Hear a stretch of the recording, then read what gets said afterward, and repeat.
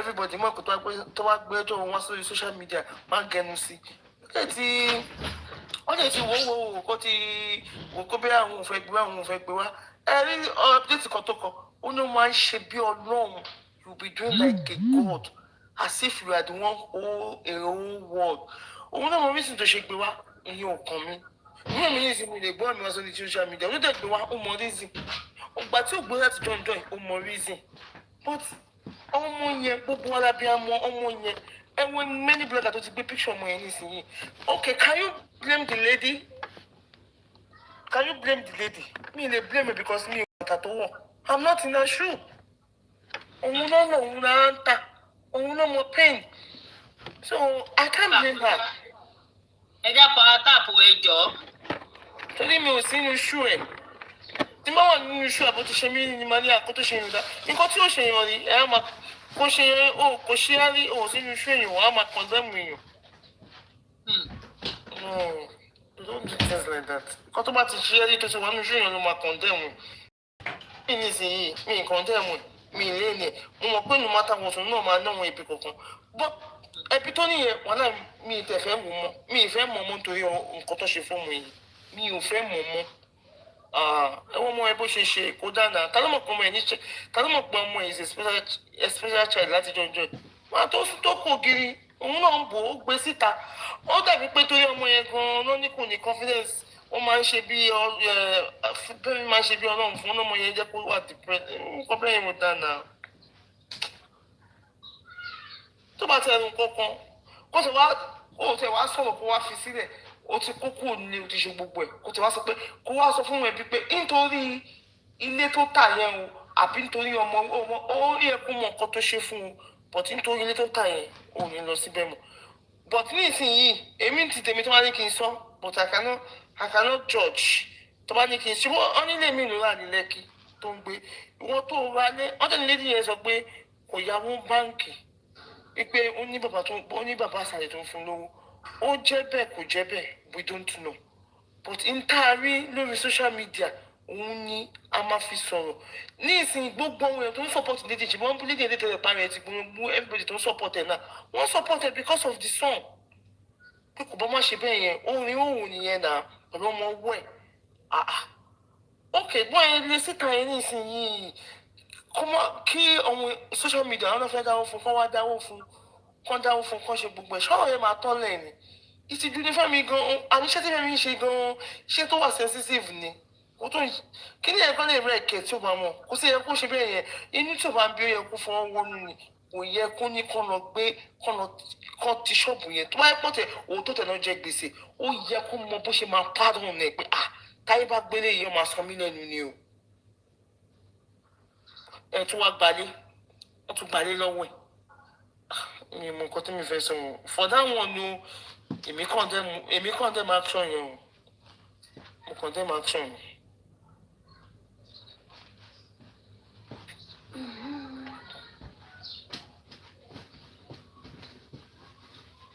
mo dá sọ́wọ́ wọn but àwọn ọmọ yẹn ló jẹ mí lógún.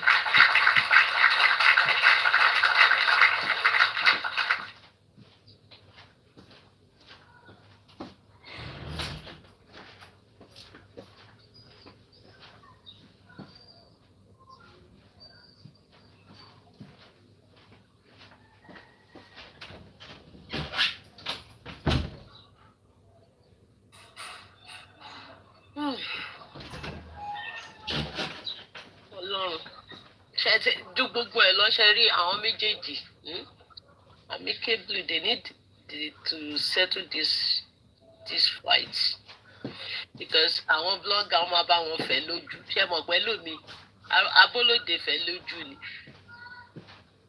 wọ́n má ti rí nǹkan tó wà nílẹ̀ báyìí ẹlòmíì àti post ẹ̀ kó ṣàtajà lọ ni kó mẹ́kẹ̀ àmọ́rí ìbámu kan anybody.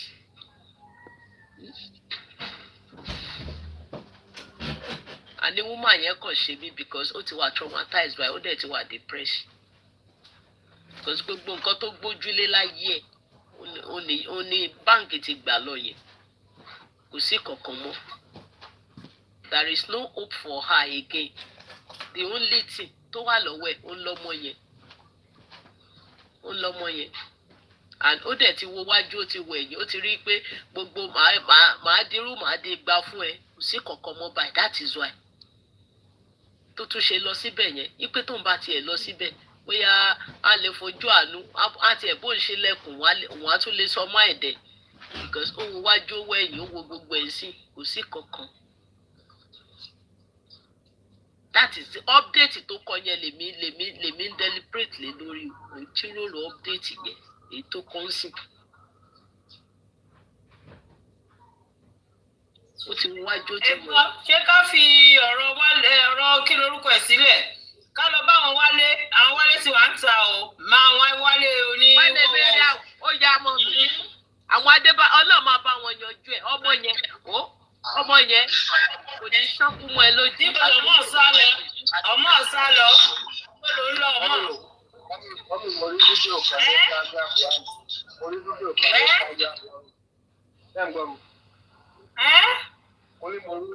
kan ní Instagram lánàá tí máa kan jáde tó ní òun ni orí wọn àánú ọmọdé dídọ̀ yẹn ṣe rí fídíò yẹn. Òun ni bàbá àánú. Bẹ́ẹ̀. Ó dẹ̀ gbàgbọ́ àbí? Ṣèbó ń kálukú náà ó ń sọ tiẹ̀ náà ni. Dàmọ́ ṣe bá lè ṣe báyìí ṣé òun mọ bọ̀bọ́ yẹn ni? Wọ́n ṣe bọ̀bọ́ tó máa ń sọ wípé òun ni Davido tó máa ń fi rẹ̀ ṣe Davido káàkiri orí social media fóun jẹ́. Àmọ́ ṣe yíyọ ọ́ lẹ́nu jàre. Wọ́n ti ta kọ́mẹ́dì fún Dáàmú ṣé ó ti rà. Ọmọlọmọ ṣe ó ṣe ẹni ẹlẹ́ni ṣe sí. Ẹ jẹ́ gbọ́ ọ̀gọ́ ta fẹ́ gbọ́ ìfi Dàmú ṣe sílẹ̀. Ó wà lórí social media àwọn ń wo social media kí o mọ bọ̀bọ́ yẹn. Dàmọ́ṣe ti ra ó ti ra àyọkà $20,000 ó ti rà. Ẹ jẹ́ gbọ́ Wálé o wọ́n ti gbé Wálé síbi tí. Wọ́n bì ta ló gbé Wálé báyìí ṣé Queen ló gbé Wálé báyìí. Ọ̀dọ̀ abẹ́fẹ́ mi ló wà báyìí ẹni yẹn ló wà abẹ́fẹ́ mi. Ó yá mọ́ mi.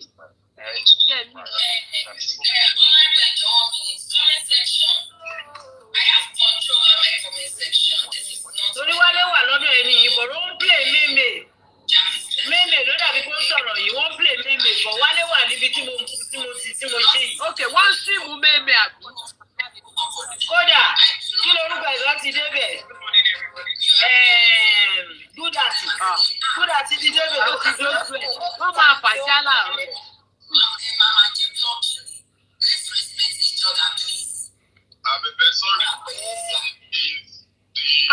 Bóyá o lè mú comment section wo wọ́n á fi comment wọ́n á fi pa ẹ́. Ìyá ọba ṣá máa gbọ́ nǹkan tó ń sọ báyìí. Ẹgbà wa dáràn. Irú àwọn ọ̀gbà wo ni àwọn tó wà níbà. Nǹkan tí mò ń sọ ni pé you cannot control those people on comment section. Ipe kọ́ máa kọ kínní. Tó ń bá sọ bẹ́ẹ̀ everybody. Rí nǹkan tó ń sọ ní pé comment section. Àwọn sọ bẹ́ẹ̀ ṣé ibẹ̀ lọ ti ń sọ náà àwọn yẹn ló ń sọ bẹ́ẹ̀. Òṣè lọ́dọ̀ wọn. Ọ̀dọ̀ wọn. Ìyá ọba ẹja lísì sí nǹkan tó ń sọ mi ìmọ̀ pọ́ùn náà ti ń sọ mo rò pé bíbá yìí. A máa ní ìsìn nǹkan tó ń sọ. 10 million naira wálé fly lórí F5 completely. 10 million. Something receipt which I one rent the night. The other one the following month. Ó ga ọ̀ 10 million sàn. Ẹ jẹ́ ìríran jàre. I don't want us to be able to unblock people to Ìyá ọba ti lọ. them to be able to ask them questions. So let's give people chances if they misbehave before we block them. Somebody sacrificed their senses. No one can do that. Something happened about Oshumoto because I don't believe about this charity of the things. When your color reacts, if 50 billion should go to that person, or at most, number 10 million people, or what they will share one way. But when it now became a situation that àwọn supporters helper like Turn off kí nìyẹn? Kí ló turn off? àwọn èèyàn kan lára àwọn host lára àwọn tó wà ní tí wọ́n á fight ọ̀rọ̀ yẹn wá dé tí mi gbà kò wá jíjà láàrin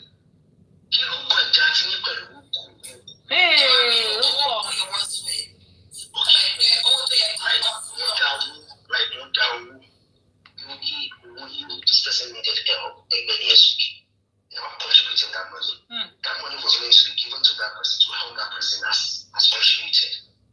But when one money, I can't lie. But don't want to lie. I can't lie. You want to give me your belly again, you want to lie. You want to give me your taste. Accountant. Yes, ma'am. So accountant àti Wálé wà lórí platform bí báyìí lọ́dọ̀ Abẹ́fẹ́. Ní queen wá accountant lánàá ló ń sá fún queen. Àwọn people wọn lọ́rùn o.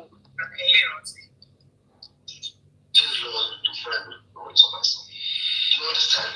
When you now get to that, I now became curious that okay, I think that there's more for me. Oh, okay, I'm very sorry. So the party involved are here, right? Yeah, both parties, the two major people are here. So Wale Mariam is the host, is the one who is being alleged of all of this. Then the other lady beside him is the accountant. The person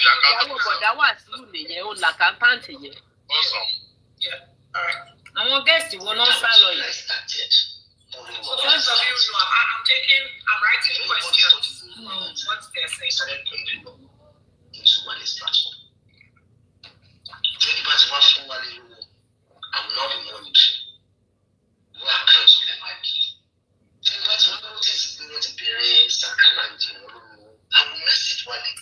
Come back to Barasa, come and do it. Again, my income stickers.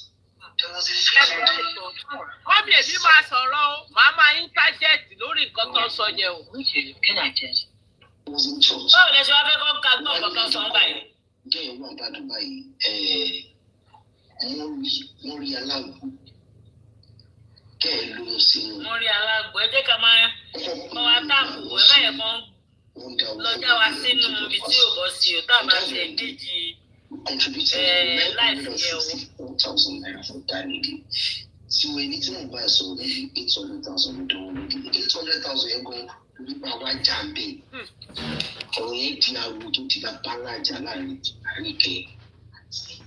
Wale. It became a very serious issue. Then from there, I started talking to Wale. Wale, you don't do this. This is wrong. You want not to follow. Láti ìgbà wo náà ti lọ? You cannot come to the social media. God bless you. Ní Bọ́lá bírò yà wá, mo ṣàrí wọn tán kọ ẹ̀ka. Wọ́n bá wa kọ́ àtàkùn orí kó máa kọ́ àtàkùn pẹ̀lú Alájà ẹ ṣé o, ẹ káàárọ̀ mà. Ó dẹ̀ ti wà lọ́sùn. Láti bójú wọn sẹ́wà yìí jáde ìwà rẹ̀ lọ́wọ́. Wọ́n fi ṣe ẹni Ọlọ́run ló máa ṣàánú àwọn bíbù. Ṣé àwọn tí mo tún rí blame, àwọn tó kówó kalẹ̀. Wọ́n fi ṣe ẹ̀gbọ́n mi. wọ́n kì í sàlẹ̀. Ẹ káàárọ̀ mà. Wọ́n fi ṣe àwọn tó kó owó yẹn kalẹ̀, tó kówó kalẹ̀. Mo tún blame àwọn yẹn náà. Ó jẹ́ wípé èmi àti MOD nìkan, MOD jọ sọ kọ́ tó nígbà. Ẹni àwọn tó ń mówó sílẹ̀ báwo náà ṣe jẹ̀bi. Wọ́n bí ẹ máa gbọ́ ká ní Wálé ṣe ṣòlè ní 500,000 tó fẹ́ fún àwọn èèyàn. Àwọn tó dẹ̀ fi owó yẹn ká nínú 500,000 tó fẹ́ fún àwọn èèyàn. Kò rí kankan, kò rí owó kankan kó fún àwọn èèyàn lẹ́nìí. Ṣé mọ̀ pé àwọn tó kówó yẹn kalẹ̀ ó yẹ kó bí Wálé? Níbi tó ti máa ń pera wọn lórí WhatsApp pé Wálé ṣò tó ṣe lẹ́yìn. Àárín owó kankan tó fáwọn èèyàn kí ló ṣẹlẹ̀? Ó yẹ kó pé kó máa fi tó létí mọ̀ ní pé Wálé rárá. Wálé á tún gbé another case wá lọ́jọ́ mi. Á tún gbé owó ṣẹ̀ máa ṣe bẹ́ẹ̀. Ó ní máa ń gba owó nẹ́tọ̀kì fún àwọn tó àwọn tó lè dáwọ́ yẹ kó máa sọ̀rọ̀ jáde kí pé gbogbo owó tó ń bá fún ẹ àárín ó yẹ kó sọ̀rọ̀. Owó tútù. Ìkọ́tàrà ti ṣe ìbí sáwọn tó èké náà wà bẹ́ẹ̀ o èké ní 500,000 ló gbà lọ́wọ́ kò ló fi wọ ẹ̀jẹ̀ kò fẹ́ tó fún lówó. Jagunmọ́lú náà wà bẹ́ẹ̀ àwọn tó ń kówó kalẹ̀ o. Ìyọ̀nkọ́ lára àwọn tí tó dá o fún alẹ́ ló mẹ́sìn tó gbà. Ọ̀dọ́ kú ìlànà wọ́n tún gbọ́ wíwí. Ó ṣe ẹ̀sùn wá sáwọn ṣe lọ́wọ́.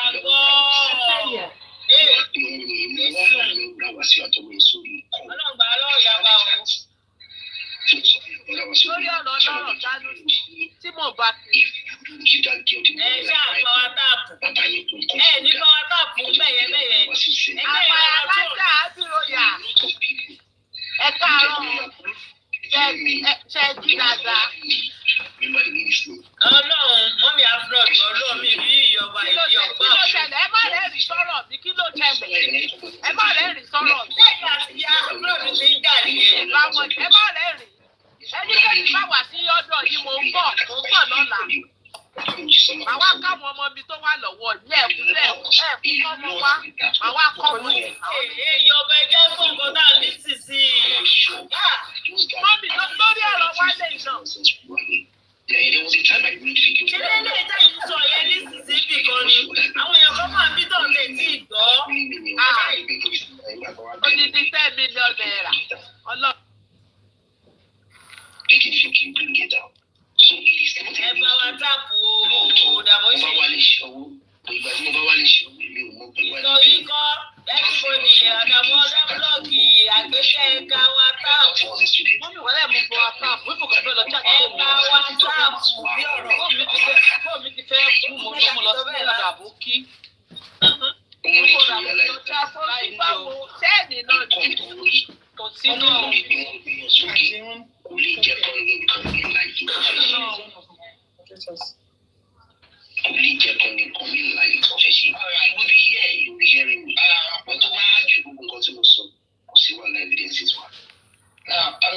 So this family to my sister. Àtàwọn báyìí kó pé TikTok kàn gbóná ni. Ta ló kó jáwọ́ orí TikTok yìí látàrí? Kó dà náà. There was a lady. Rúdorú láti Ọ̀rọ̀ lè lágbára o. Rúdorú láti parí ìjà. Ẹ má kó jáwọ́ orí TikTok. Ẹ má wọlé o ti change orúkọ yẹn sẹ́yìn ní TikTok sọ àwọn èèyàn lè tètè mọ̀. But ta ló wà lórí platform yìí tó rántí orúkọ yìí? Mo ní péjì wálé, ẹ fún mi péjì wálé. Daddy akọni mi Wálé Mariam lórúkọ ẹ̀. Wálé Mariam. Wálé Mariam ò jí láìpẹ́ o. Ó wà lórí péjì èèyàn ni o. Nígbà tí investigations bẹ̀rẹ̀ lórí activities wálé. Àkáǹtì lálẹ́. Ìgbà tó wá ṣe àkáǹtì lálẹ́. I am born at the top to hit at Wale. Yeah. To bá dé fẹ́ gbọ́n dáadáa. Yeah, á gbọ́ pẹ́pẹ́ tó wà. Because bí a ti pé mi ò fún gbòòrò ọ̀rọ̀ láì bá wọn ṣe máa ṣe. Ṣé o sọ? Mo ti bá aṣíwájú fún ara mi ti. Ó ti tó ní ìṣòro. Ó ti private account rẹ̀ jẹ́. You now. Yeah, I'm insulting now. You are insulting, yeah. So tó bá wo bí tí owó yẹn wá ń pẹ́ fọ́sí owó yẹn fàjà tó bá ṣẹ̀kì èló ni fọ́sí owó yẹn tó ti CBN ṣe ìgbóná owó yẹn ti wá Central Bank ló ti wá èló dẹ̀ ní £7,935 ní 27th of November 2024. Wọ́n lè ní 2 years ago ló ṣe wọ London. Ìyẹn nìyẹn o then ìkejì wọlé ní. Ó ti remove ẹ̀ kó private. 2025. £7,935. Owó kíni láti Central Bank, owó kíni. To the Republic of Nigeria, to my account, through CBN. So, mo ṣe wá já sí wípé náà èmi ti establish. Òye gidi ni wálé o. Tí owó wà tó jà. Òye àgbẹ̀lá ṣé wo ló jẹ yẹn o? Owó táyé. Ọmọ wo mi. Kí ló ń fà? Okay, first of all, go ahead. Àbẹ̀fẹ́ yẹn láti dìbò. Lórí burúkú tẹlifóònù kó gbogbo aṣọ òdì. Ìjọba. Okay, no, mo ti gbọ́ fún àti mo ti gbọ́ fún àtẹ́lẹ̀ náà. Ìyá Bọ́ọ̀lù ìpínlẹ̀ sọ. And again, my lawyer is watching this anyway. Àbẹ̀fẹ́ yẹn láti gbé bòrò tí sẹ́kẹ̀ bá ti wá tán máa sáré bọ́ta ni. Ọmọlọ́mọ. Ẹ̀ẹ́dẹ́gbẹ̀rún wá tráfíìkì látọ̀jọ́ ẹ̀. Tó bá ti rí pé sẹ́kẹ̀ wá tán máa sáré bọ́ síta wá wó sí. Bẹ́ẹ̀ ò ní bá a pọ̀ ní. Màá join mo lọ sọ́dọ̀ àbòkí báyìí, mo lọ ṣáàjì. Okay, kò sí wàhálà. For those of you who are just joining, thank you for coming, but please do not abuse anybody in my comment section. Tẹ́ bá búyàn bí máa block yín ni o, ẹ jọ̀ọ́ má búyàn kankan níbí. Ṣé ti gbọ́? Blọ́ọ̀kì àwọ̀sà kò káyé. You come say you're gonna. Ǹjẹ́ lọ́dọ̀ ibi tó ti ń ṣe ṣòwò? Ó ní bàbá blọ́ọ̀kì ẹ máa bọ̀ bí ọ̀fẹ́ nígbà lẹ́wọ́lé kanlẹ̀. from UK to. Ṣé wọ́n gbèjà wálé gan-an? Àbí kí ló Ẹ má wọ́n lọ. fi tà Ẹbí ìtìsí kò yẹ kó ní bá kò ní fẹ́ jẹ́ kó máa bù náà. Ó dẹ̀ ń já lórí àwọn commenters. Ó ń gbá lórí. ṣọ́kọ̀ ẹ̀ ni? Because àwọn kan wà tí wálé òfò lówó ń bẹ̀ táwọn yẹn náà comment. olórí ibu èdè ìjáwó after kí ni ìṣubú wálé mi rà mo fẹ́ ṣe fún yín. ẹ bá mi ṣe wálé mi rà mo fẹ́ ṣe fún yín. Mà fẹ́ bọ́lẹ̀ ni o. ẹ bá mi ṣe wálé mi rà mo fẹ́ ṣe fún yín. Mà fẹ́ bọ́lẹ̀ ni o. ibo nìyẹn ti ń dúkẹ́. Mà fẹ́ bọ́lẹ̀ ni.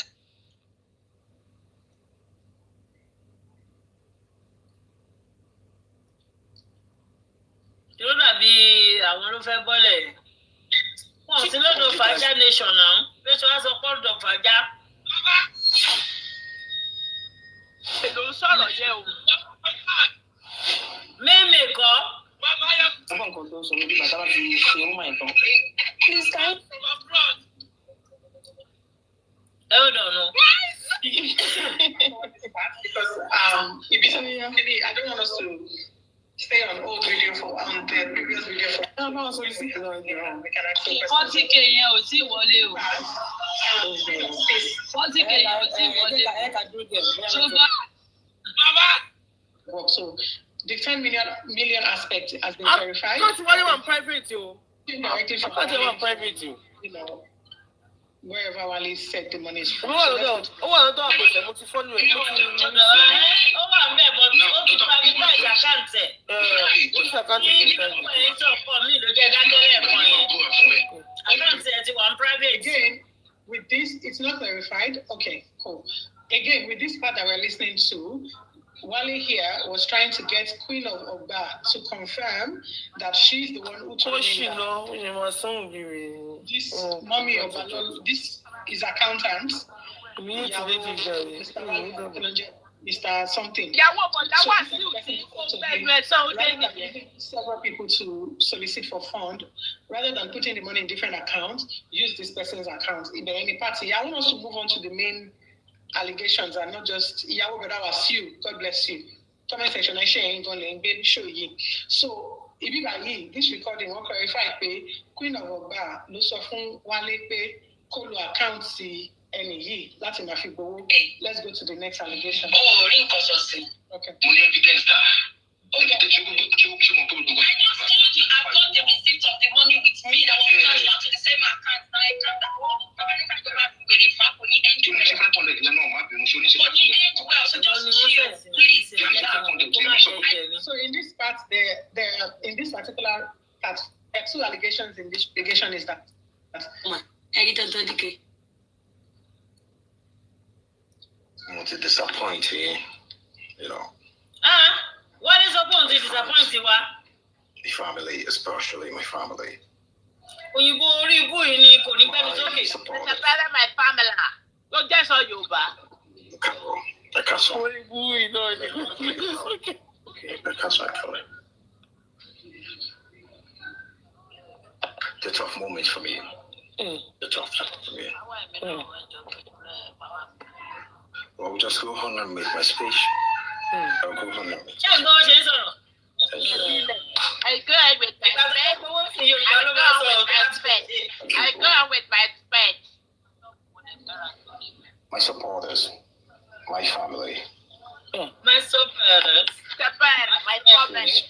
My well-wishers, my loved ones. It's a very difficult time for me. Why are you going disappointed in you? Àṣewálé olówó àṣowó olówó ni owó olówó ní fún dàbò. Which anything, but you know, with a broken heart, feebled. TikTok has a pricing error, and these headphones are now 80% off. Ó lágbára.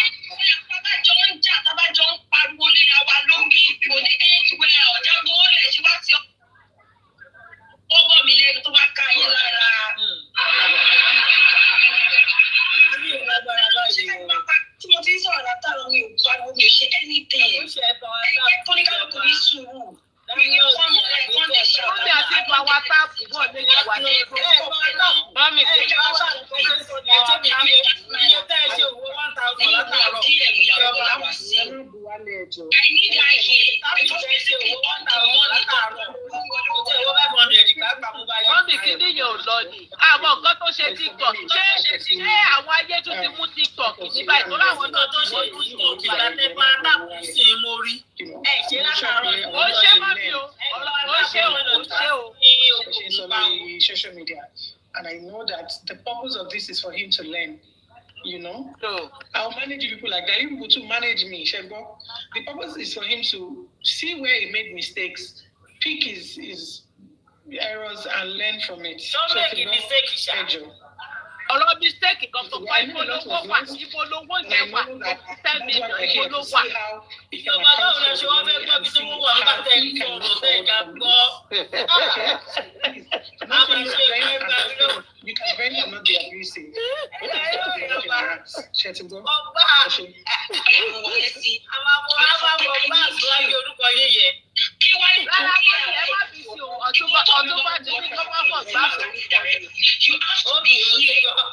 She promised to be here. What's about me? But I was here to 10 times. Or big call.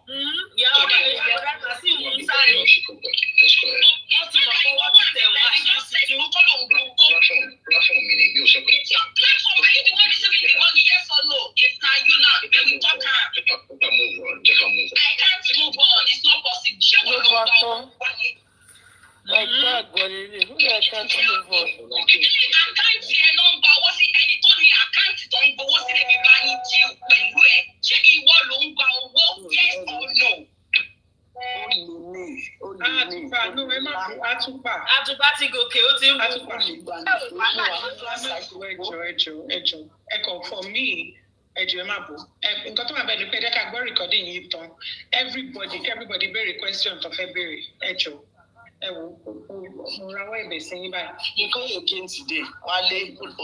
For my sake, everybody, I am begging you with all humility. I am not commanding you. I am not. Àtùpà ò fẹ́ gbà ó ṣì ń bu ni. Kí ló ń pa àtùpà? Ọlọ́rẹ́ pa àtùpà ló ń jẹ́ náà. Àtùpà tí ò wọ́rì. Kò sí mi ẹ̀. Ó wà mẹ́sàn-án. Ṣé nǹkan ló wọ blue yẹn ni? Olówó ó ti sọ̀kalẹ̀. You need to change your mind here. I'm not saying change your mind, love him. No. Òun sọ mínítì, òun ní mínítì ló kówó jẹ. Okay, let's hear this. I know that a lady passed away. So I'm not even taking. I'm not taking this with any levity. So you're going to see when you know. Sorry, I'm not getting something here. No, Victor, don't go into it here. Victor, how is he going to it? I just don't understand the reaction.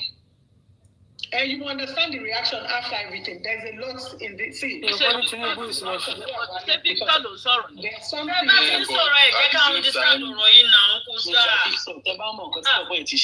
Victor, hold on. Mighty, let's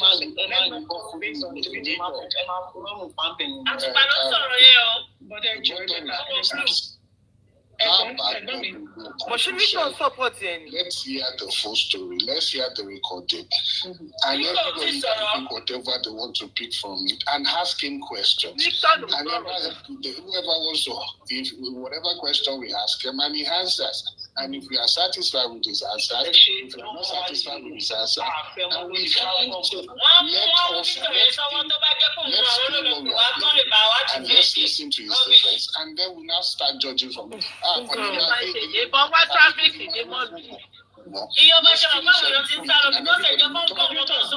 Benefit of fair hearing. Exactly. So if you're hearing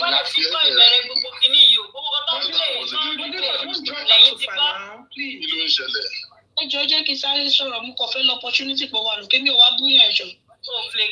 Wálé Miriam, jọ máa try láti ṣe comeback. Flaky, don't go there. No, don't do that, please. What is that's why I say I'm lost here. Kí ló ń ṣẹlẹ̀? These people are Kí ló ń ṣẹlẹ̀? Abẹ́fẹ́. Ọ̀ṣọ́ fún wá dìfẹ́ǹdì ẹ̀ ní. Ṣé wọ́n rí kankan? Àríwé l'Abẹ́fẹ́. Ṣé wọ́n wá dìfẹ́ǹdì ẹ̀ ní? Ọ̀tọ́ ní kẹ́ni bọ̀dì má kú ni. Wéré l'Abẹ́fẹ́. I would like nǹkan tó ṣe abẹ́fẹ́ náà lè ṣe ó lè ní. Yes, we have Why is everybody agitated? I'm sorry. Moving on my moderators. Moderator, don't pick anybody up. Let me do the picking up. Don't pick anybody up. Shettibo. Sister Kadija, don't pick anybody up. Moderator, to back me us okay again. Say I'm going to remove that moderator. Can you people please don't pick anybody up? Like, you guys hold on.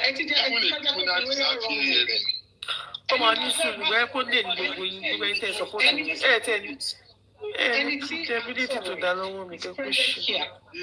What it means is that you can ask him any question. Anything you need clarification for, he is here. And that's enough. The fact that he's here, you want to dive into him, you want to dissect him, he is here. But we cannot ask him the valid questions that we need to ask him if we don't finish playing this. He's not going to get down from this platform until we're done. So, Joe. And please don't write any people here. I don't understand. What is it? Oh, cancel culture. Nobody can cancel anybody. You just have to ignore. You just have to ignore your comment section. And you know why? Don't. Victor Jomabinu. You know why? Shorin. I want to see. I don't even know this guy. I don't know this guy. If you don't know the story, I think this reaction is we don't know why they have this reaction because we're not going to so let us calm down. Okay, if you keep pressing, they go still listen to our Victor, hold on. Not to your long, please. On a normal day, I swear to God, I will not involve myself in anything on social media, not to even talk of TikTok. However, this one I'm very much interested in it because I have experienced this platform twice. The very first time, it took me the entire Saturday. Yes, it was around, I think the lady's name is Rose, and I've been waiting to hear back from her because I've heard a lot about this platform not giving her the support. So I have been following the allegations since the entire weekend, Abefe. I listened to him this morning. I have listened to the entire videos you're about to play. However, it will not be fair not to allow others listen as well, so that they can get the entire picture. Exactly. But Jory, reason tell me, it is very, very valid. And to be very honest, I've been looking for Wale himself. Okay, so I personally, I have a question.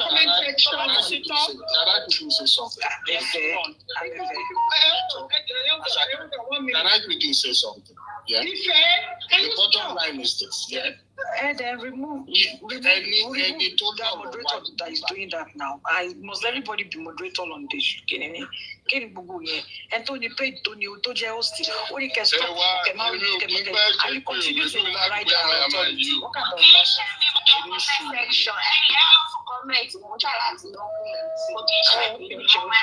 Can I quickly check? Yeah. The person to know the one needs to say his own part of the story. Anybody to buy me anything against it, comment section. Is your freedom talk about it for anybody, talk about it for anybody. Yeah. But let's listen to the whole story of what Abefe is playing. Let's now pick from the story and ask him questions. He's now left for us. Okay, yeah. The question Tabiel show hindsight generously or not. Is there anything fishy in what you say? And then we can now move on. But we can't continue cutting things and start everybody. Yes, everybody will first sorrow. Everybody will first comment like some. But let's finish it. And then we now asking questions from what we've had. Okay, you combine one accuse them. What can you say about that? I see the edge card bottom, and then everybody can talk. Please, Joe. Yeah, and anytime you know I'm not invalidating what you're feeling, but what I'm saying is our the kule of this story. From start to finish. From Kotabagbo, I'm questions, and I'm going to drop all call my moderators once we are done talking to him, and I'll bring you people up to come and ask him as many questions as you want. So I John Tory along, and I think I can't think of a better way to appeal to you guys. Sorry, hold on. Because I'm reading some comments and people are saying. No. I'm just saying, me really need anything. So I clearly, I'm in the dark from all indication. I see people's reaction, and that was what I was questioning, right? Yeah. So everybody is saying, Victor, you don't know what this Kinikonya has done. Okay, give me an opportunity to know. Exactly. Just shut up and let me listen to it, and then we can. They told me if I find that something is fishy, I not really react to this the way I go react. I go tell him to his face. Anybody knows me that I'm not a respecter of person. But what I will not do is to fight somebody on the basis of you having a problem with him. I don't know. I don't do this one-sided thing, because most times my experience with social media is that once a party have a problem with you, they can rouse you up.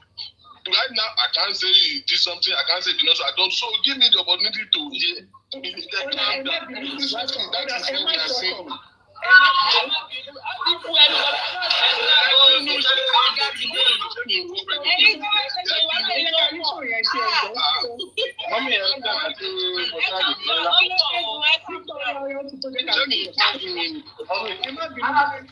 Kí ló dé tó jẹ́ opposite kìíní ni àbẹ̀fẹ́ máa ń ṣe láyé tiẹ̀?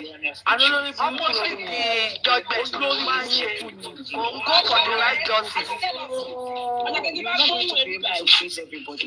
Wherever is not okay, gbogbo bí táyé bá wà báyìí ẹ̀yìn ẹ̀ lòun máa lọ dúró. Ó try láti fẹ́ plead fún bọ̀bọ̀ yẹn ni.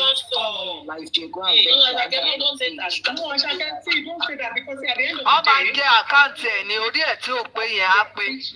The only thing that I have asked, if you want to be honest, the only thing that I have asked is that you can choose, you can throw your shade and do we can even abuse if need be, but at least let's hear the thing out. Yeah, nobody, I not even say no abuse. Make we hear them out first. That's the essence of all of you need to realize that at the moment, this guy has not said anything. Títọ̀ yẹn tó lẹ́nu ẹ̀jẹ̀ máa gbẹ ní ìsìngbà tó bá ń dùn. Comment section, is that nǹkan méjì lè máa ṣe? Lè ever sọ. Ṣé o ti rẹ́ni tó ń ṣe fún comment section tó lóun? Lè ní káwọn èèyàn máa comment. Is that a off comment section yín? Sórí ẹ̀ o, ṣé ló ń yàtọ̀ àwọn ọmọ iṣẹ́ ìṣe rè ṣé mi mọ̀ ìṣẹ́ ló ń yàtọ̀ àwọn ọmọ ìṣẹ́ ìṣe ìṣẹ́ ọ̀kẹ́ ẹ̀ lè tó máa tó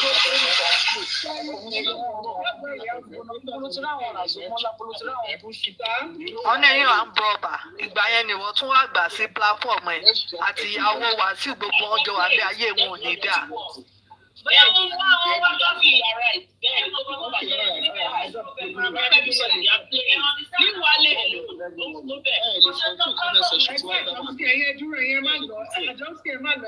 Victor, máa unmute mic ìwọ́kọ̀ jókòó because èmi ni mo dìde pé Victor pé kó wá.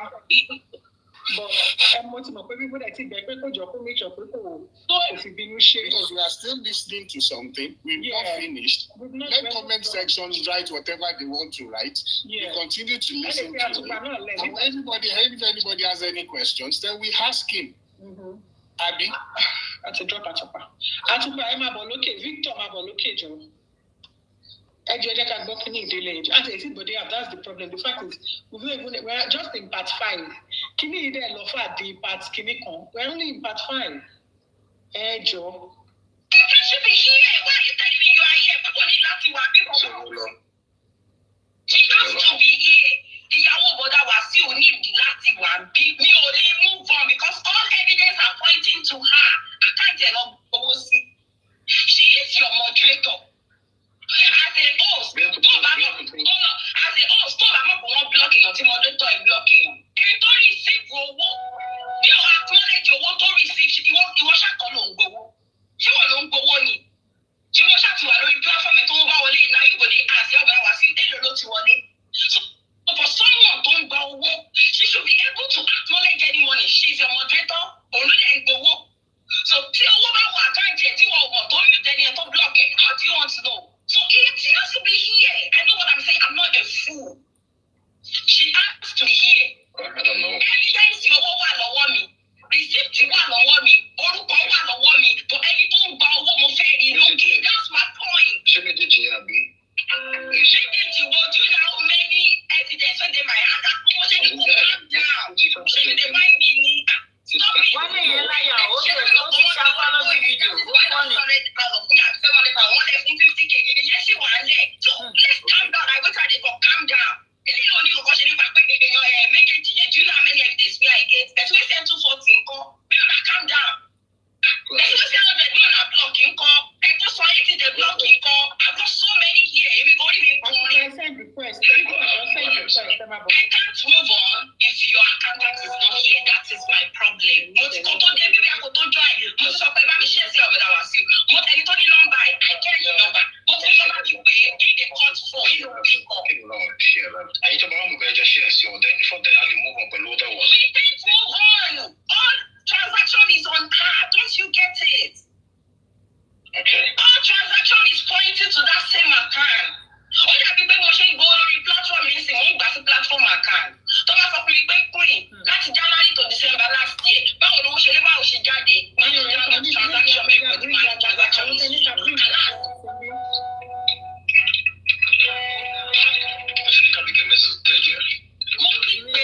mo ti pè àwọn bàdà wá sí mo ti pè mo ti wọ́n díẹ̀ pẹ̀ lórí TikTok, mo ti pè lórí WhatsApp, mo ti pè nínú mẹ́fù, ṣe ló pè mí. So she needs to be here.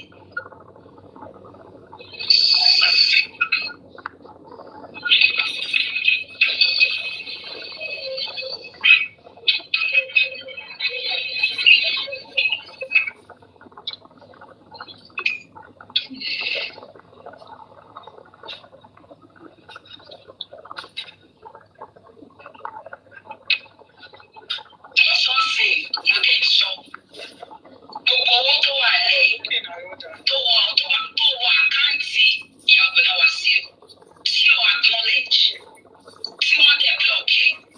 You see your receipt, you see the name, you see the time, you see the date. Tó bá gbé lóòótọ́ ló yẹ wọ àkáǹtì náà tí ẹ acknowledge it, it has to be refunded and I'm being serious about it. Those money has to be refunded. Starting from the 50K, don't mute any for the entire live stream. All you need láti wá refund ọ̀gbọ́dọ̀ dá padà fẹ́ni tó ní.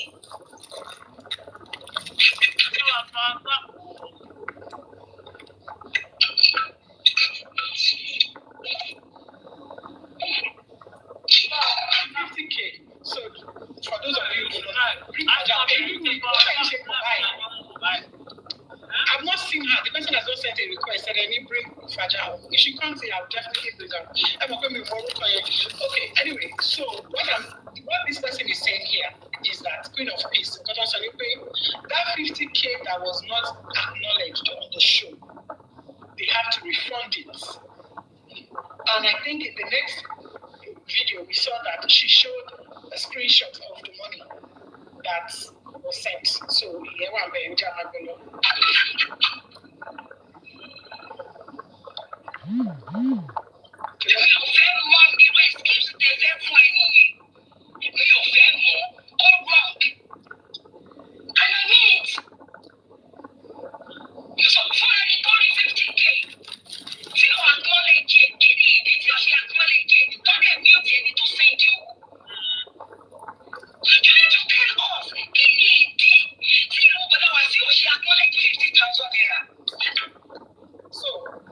I'm going to let him speak for himself when we get there. But let me just say what I deduced from this conversation.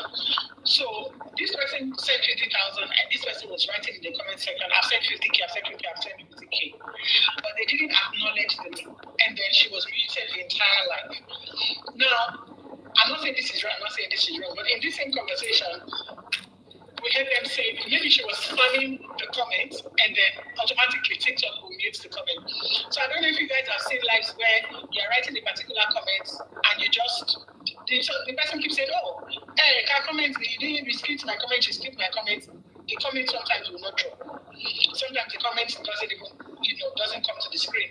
Maybe that is what happened. I'm not saying that's what happened, but from their own perspective, that's what they claim happened. And then why they didn't acknowledge the 50,000 is beyond me. I really don't know that as of now. But maybe when it's time to ask them that question, they'll be able to respond to that question. So we'll get there. It's also a part of my question. It is the silence.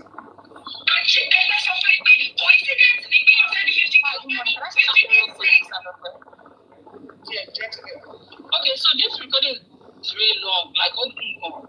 So if you can bring like Queen of Peace, she's part of the issue. So if you can bring her up, she can probably explain better. And I think there's somebody called Honorable Oluwatosi as well. Can you send me a request? Just send me a request to come. I don't know if she's there. I can't because this thing is just going to be long. I'm addressing. I wanted to say that. Yeah, but if we have somebody if there is other person who are accusing us, they are here, or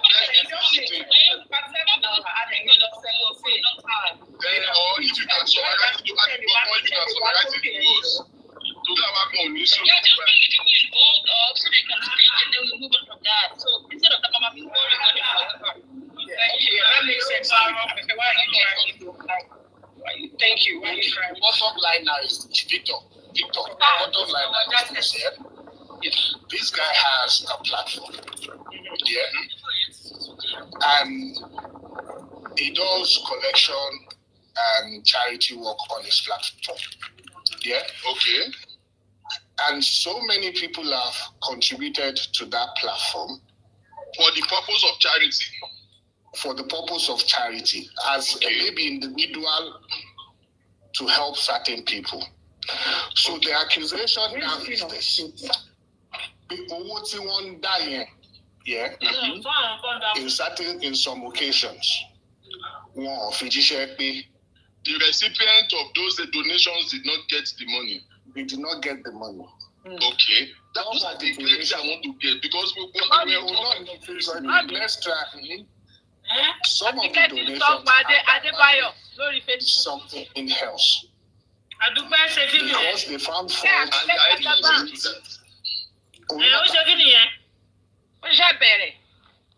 Kéèsì Adébáyọ̀.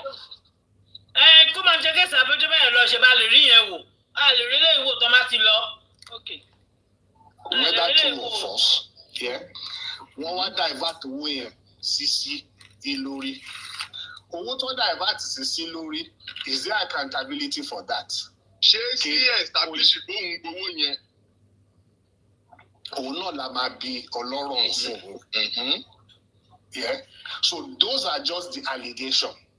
So because this one is a matter of this is public funds that is being misappropriated. Appropriated. Okay.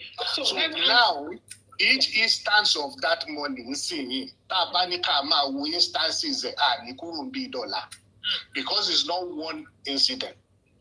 Only 500 only 180 only 50K only or 10 million. No, I mean, once we can establish 2-3 of it, we can assert that there has been misappropriation of funds. Period. Exactly. So it's now left for him now on each occasion. I want that 500 Femi in job by one kofun. Anything want that 500 in Toria. Can you come out that this person did not give you the 500? Wale, we did not give him the 500, give the person the 500 or the 500 we use for this. If he can prove it. Yes, that will make sense. Okay. But even at that, Baba, before we hear them out, let me say something. See, the thing with public funding is a very delicate institution to venture in. If they give you XYZ money for Biliki, and for some reason in the process of vetting, you realize that this person is either manipulating or lying, and you did not, for whatever reason, give the money to Biliki, and you want to give the money to Sheffield, you should come back to the public. To say those are the things we need to ask him. Did he inform anybody that that 10 naira that phone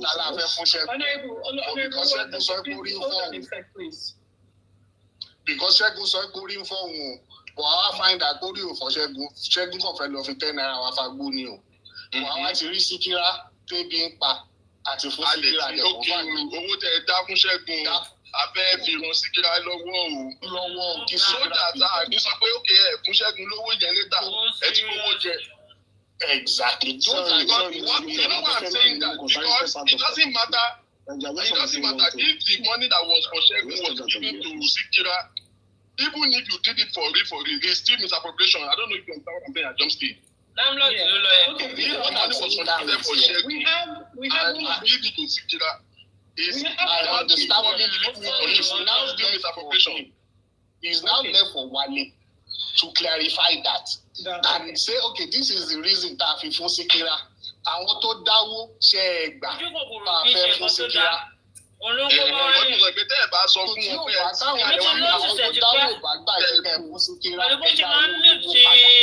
Àwọn tó bá Not sọ pé just 50 imagine and decide on yourself. àjọsọ how to disperse the money. credit to account 10,000 ó tún mìtì wọn 10,000 àwọn èèyàn dẹ̀ máa complain pé wọ́n mìtì wọn wọ́n dẹ̀ ní wọ́n block wọn. Mr. Oluwato, good morning, Abisha. Good morning, Mr. Ẹgbẹ́ kan tí bá ti lọ bẹ̀rù lọ wòran ni màá wò wọ́n. It was mentioned here concerning Wale's matter. Please, I'm not proud. What's your name, sir? I know who is talking. My name is Honorable Oluwatosi. So please, I just want to get this out. I am not interested in discussing Wale's matter on social media. If Wale has anything to say with me personally, Wale should meet me in the nearest police station. I'm not going to discuss anything. In the nearest police station, Jebo? Okay, thank you for that information. You're not going to discuss Wale, so I mean. I think did anybody mention him? I don't know. So I think we played his recording. Damage control. I'm sorry, Mr. Honorable Oluwatosin. I don't want you on the platform because I mean you sent a request and that's why we accepted you. I've not really said anything about you, so I just need a recording of you confirming that you are aware about the whole funds and all this drama going on, and that's the only time your name was mentioned. I really don't think I don't know. Yeah. So anyway, that's done. Thank you for being here. Again, what I think again, sorry, German, what I think again, Kawama Fakini, yeah, all the allegations, Tiwafia, Glade, Wale, do we have them? Yes, I have them. How much is the money? Okay, Wale, all about 100,000, just come back.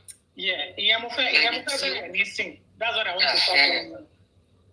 So let me start from with the 50,000 naira.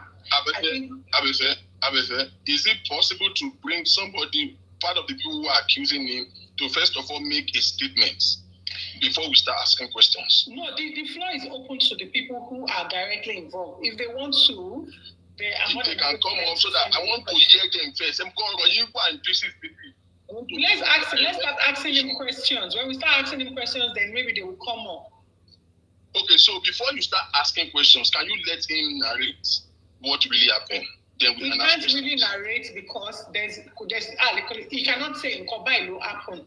He's been alleged of something, so we have to ask him questions. Well, from his perspective, he has heard from everybody. Give him the floor to just say something, and then we ask questions. Because I want to hear him out. Exactly. Some of the questions we are going to be asking specifically, let him talk first, and then we will now ask questions. Okay, Mr. Wale, this is A, B, C, D. Then we can now. You've heard all of this. Can you please react to it? This is how I do my organization. No. This is how I disburse money. This is how I get money. This is the criteria. Mr. Wale? Exactly. That's the word. How did we get here? Okay, sir. Eka, everybody. Wale Mariam. What's the accused? Sorry. Platform over maybe just 2 to 2 years ago. Your platform totally established for a long time there, So, the platform here, it means to say, some other few people, So sometimes I'm on shuffle, I'm actually live in way page me.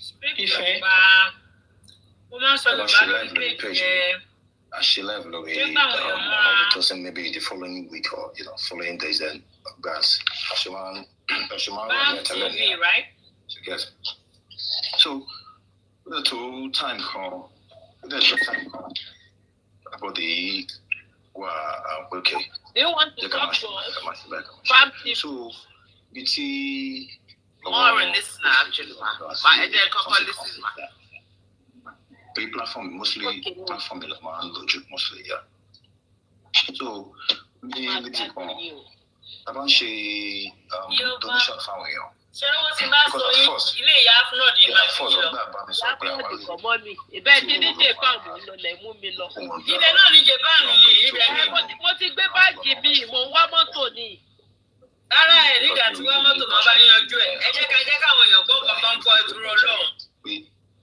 Tí wọ́n bá lè máa gba owó àwọn èèyàn sí àkáǹtì ẹ̀ máa gbà ṣáà kankan àkáǹtì. So at some point, ó ń gba owó kan sí àkáǹtì ẹ̀. You get it? Odeya, only time called up as she found Femi going by, you know. So yeah, but I see or see no sure but in also yeah, but I seen by Sha. So Kokosha shall drop only woman come daughter Grace. Àwọn èèyàn kò bọ̀ ní comment. So get so my low available by. So Asha àwọn èèyàn fẹ́ do na wọ́n pé ke account si will affect lo share account of by bla pé ó ní problem pẹ̀lú account ile se mo so sure. Mo sha mo pé nǹkan kan ṣẹlẹ̀ pé ya lo wọ́n sọ pé ke ṣe mo kan check out account woman, you know, she's always here and she's not going to run away with the money. Okay, so the low account total Grace. So ó ṣá ti pé ó message mi pé total Grace down the account here who trust you my yeah. Pay and don't trust the lady, which is the Alberta, so bill and don't trust boy sister or money. Then you are must point to trust on here, no problem, but something you trust land here or marriage. So one to show my party already for contribute to consider or total one okay, making by way. Only can mobile myself from people send away so money or myself. You understand? But you want be daughter of Grace, be a kilo shell, a line water back, kilo chiffon. Yellow ocean is man, okay, my worry. So, Ocean mass of baking boy and cool account here, who like doing a shave while away, baking send a son or who must send us a sister home. You know, once of here, but no, my worry. Most of whom daughter of Grace, but no, my worry. Mark away a Calais. Tabari anybody to fish help, and got a from us a break on donates again, money could send away a sea. Anyhow, to buy one with only share witness, you know. So, Yesha Lobesha. So, see, 10 million allocation here. The we held last time, I think January of February, you know. The more fresh in Coco, in Nigeria. Though, and some of us go one shuffle from Nigeria to UK, you know. To him you pay transaction you pay but to point me going here let's send away in Naira in the first place because I thought you know transaction for my not today you would me pay no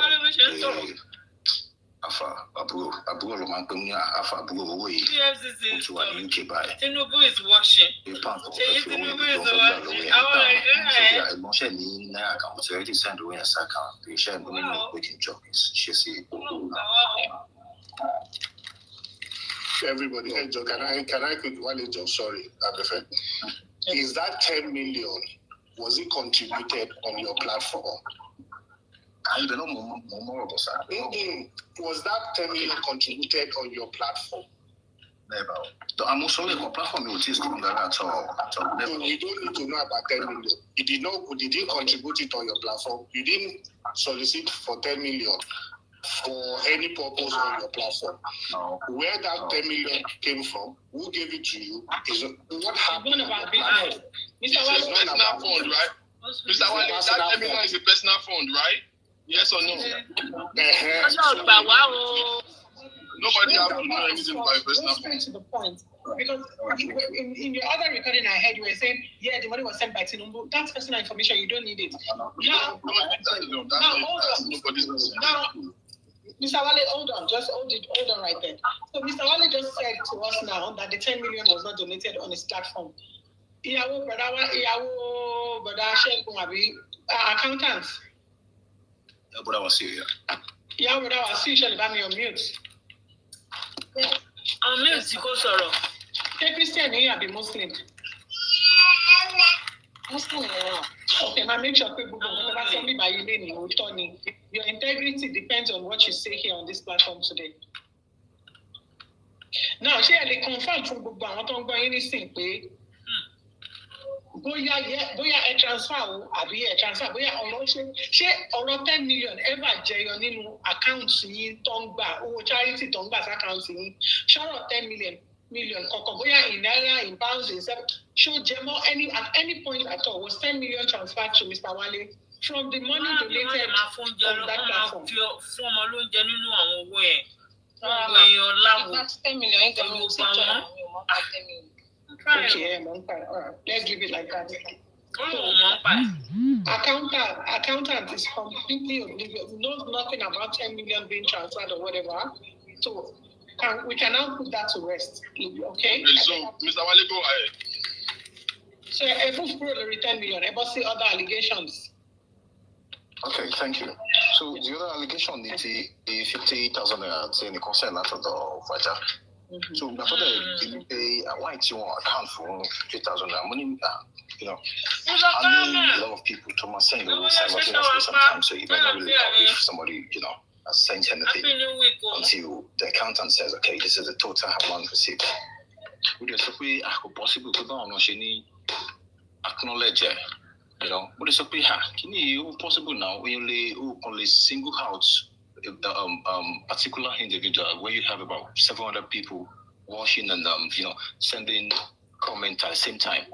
And again sometimes because mostly it's about job and figures TikTok you know only feature comment and when we are to share but there's a way be could be be well be you see mo do talk about mute and here you know until Timbalo select Timbalo check so it's 50,000 most often pay no so once a patient 50,000 she won't acknowledge any because most on here she won't acknowledge any only can share because only can stream because so pay well because but consider sometimes I want go my send mommy please stream you understand one so pound instead of a weekend ama wo later because o wa ama wo yan le wo mo eléyìí àti ọmọ like eléyìí ma wa record ba ti lọ bá kí ni no ma cut níbi tàwọn àbẹ̀fẹ́ you see it as a trigger something only feature. Okay, all right, Elder, before you go further. So, a few things. And like I said, I also want this to be a learning call for you. I don't believe that you should accept any public fund and not acknowledge. I don't know what your modus operandi is. I don't know how you acknowledge payments. I don't know how you do those things. I don't know how you acknowledge payments or how you do those things. But I feel like there is a gap in how you people coordinate those donations. And how I know when you're contribute to you pay, think about contribute to after the receipts there, or what to send daily you to a number or WhatsApp number or something. Then you then say, oh yeah, we have to receive it, a shake. But if you are saying, oh, you got 50,000 received, 20,000 received, 30,000 received, my question is, I want to know about drop comments if we want to how do you account for them, for those money? Secondly, I want to drop comments. See, comments one will show.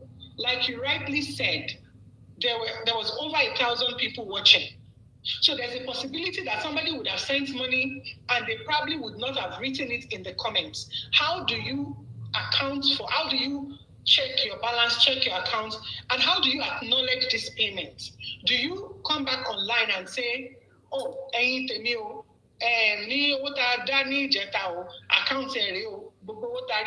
is 1.8 million? How do you give accounts to the same people? Because I feel like this is where there's a gap.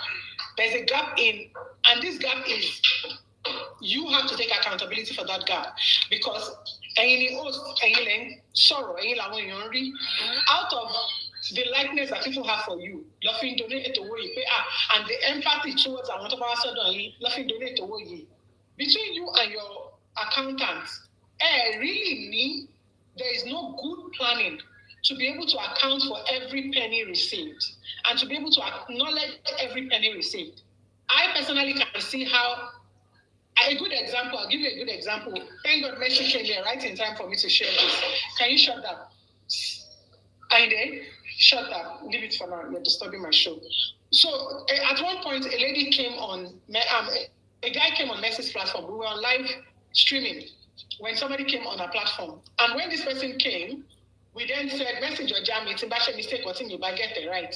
When this person came, we then said, I need that to that boy, you only fire about any story, I can back in the hour.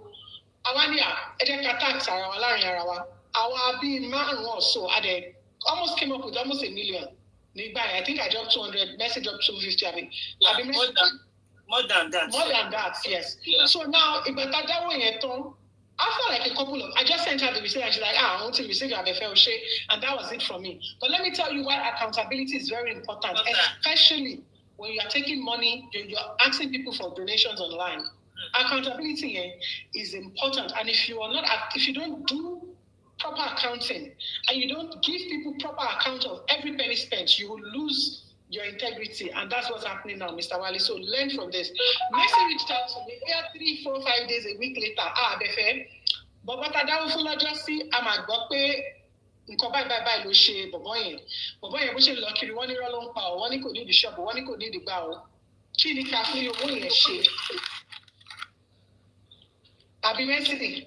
Yes, that was what I told you. Ó wá ní ṣé kí n dáwó yẹn padà fún ẹ, ṣé kí n máa send account ẹ kí n dáwó yẹn padà fún ẹ, àbí báwo ni ká ṣe ṣe. Mo dẹ̀ ní no. Mo ní kí ló sọ? Mo ní ṣé kí n dáwó yẹn padà fún ẹ, àbí ká ṣe kó fún àbí kí ni ká ṣe sí. They told me that we should decide on that money, that you don't want it again because you have already given it out. From my heart. Money láti ọkàn mi, I've given it out to him or to anybody. Pé èmi mo ti ṣe tèmi. Move on from it. So whatever the host on the platform decides to do with it is on the host. If she decides to give it to somebody else, that's fine. The reason I'm able to say that is because the host reached out to me. So now I want you to look at a different picture. Assume that she did not reach out to me. 2 weeks later, that guy comes into my inbox. Sister Befe, Sister Messi, you really requested. Sister Messi, Sorry, I want to see a patient in a minute. I'll come back to it, but I want to quickly say something. Okay. 2 things. One, I want everybody listening right now to know how me personally I operate. I prove beyond reasonable doubt. So I'll probably be saying some things and asking questions just to see gray areas. I like to see lacunas in any matter. I'm very careful not to, justify somebody who did something or accuse somebody who probably didn't do anything. So I'm going to be asking very salient questions. That's one. That's just me saying something ahead. So 2 things I want to say. One, I don't like the fact that we are not getting a statement. You know why I'm insisting on him having a statement fully? Is that from his statement is where I'm going to be asking him questions. Yeah. 2, the way later one address this 50,000 thing. Yeah. Now you said something about if they send money. Moderators. Okay. Hold on. They will send a screenshot of the transfer. From what we heard in the recording, that was not done. And in fairness, there is a high possibility of an oversight of things like that. There's a high possibility. Let's be fair. You understand? There's a high possibility. The person sent message to say I sent 50,000. Now, this is something that is happening in real time. If whoever is receiving the money has not seen it, you cannot expect that to acknowledge. Acknowledge, yes. Because that transaction is made. So if they not respond, it just makes sense why that can happen. We are not 50,000 dollars. We've not gone into details. Yeah, but people don't forget that any to send 50,000 has the right to feel like they didn't acknowledge a payment. No, it's okay. No, it's a legitimate feeling. Yeah. I'm just saying it cannot be substantiated as an accusation. The money was misappropriated. because the possibility, because you know, say the person did not even say Okowoje. He said he did not acknowledge. Yeah. I am just saying the high possibility that there can be an oversight for the reason why it was not acknowledged. And from his own statements that he just made, they didn't see it or they did not know or something. I'm just saying it is very possible. We are still going to dig into the matter to now say, like you actually said too. I think for any shows like that, before you come to the end of the show or in your next show, you say for this particular case, so the total money donated was XYZ amount. That's transparency. Now, like you said, there are some people who want to give anonymous, so you might not really. The person was muted for the rest of the live. The person wasn't. Now, there are people who want to give anonymously. Again, I don't know why they muted the person. There are people who want to give anonymously, so it might not even be right. Mr. Victor, moderator, anytime mute àwọn èèyàn, ṣe fẹ́ create a problem fún Sister Femi. A ti mọ̀ wípé ibi ìbá wọn kì í wá bias. Tẹ́ bá tiẹ̀ máa mute èèyàn, kò ń ṣe bí Queen Faja. Queen Faja ló ní kéèsì tó gbé ọ̀rọ̀ yìí síta. She has to call me. Wọ́n pè mí ní wípé kí n sọ fún òsì pé wọ́n ti ń wá bias. Why tí wọ́n ṣe máa block àwọn? You can drop laughing emoji and you muted her for the entire life. Go on, okay now. Tomorrow she life fún host tí wọ́n drag host. Will you come out for her to support her? Èmi náà tún wá send the request kí n wá sọ̀rọ̀ kí n wá sọ fún wọn. Reject kìíní. Mo ní láti lọ fi page mi sí private. Kó lè jáwọn nìkan ni wọ́n máa lè gbé mi sókè. Go on, okay now. I don't agree, Ejo. Whoever did that, don't do that. But if anybody don't drag me, why drag me? Pay kilo share. Majalo wa involved in case he has the honor. Okay, so you should not mute anybody. And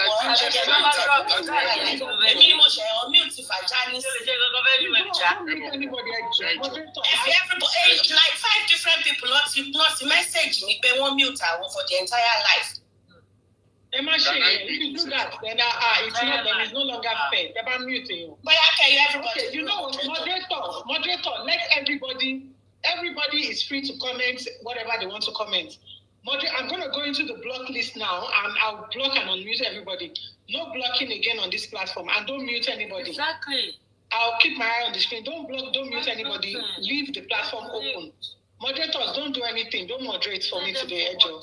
I don't want to remove you guys because I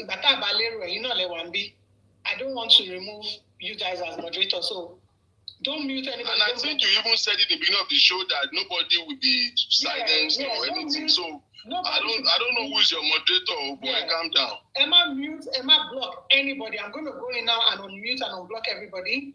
Leave people to comment freely. I've already told Wale that him coming here, this platform is free for everybody and it's for everyone. At the same time, as much as we don't want to beat anybody, when you come up, please be civil. That's all we ask. Yeah, that's all. Just be civil. Moderators, don't do anything for now. Just leave the platform. Let them do whatever they want. Just leave it. If my eyes catch any comments, feel okay, I will mute the comment myself. I will go and unmute everybody. Yeah, Mr. Wale, I continue. And I was saying the lady person first I took a video, but what's in mute anyway. I'm so sorry, guys. Oh yeah, continue. No, your question to be Larry. No, you're just narrating. I just want you to tell your own side of the story before because it just Okay, thank you. So, 50K, what's up here? Abushiri, you Moboya, one meeting, and yeah, be one meeting. Automatically, yes, we shall see me, Maximo, okay, Masopia, one meeting, but any we shall see me.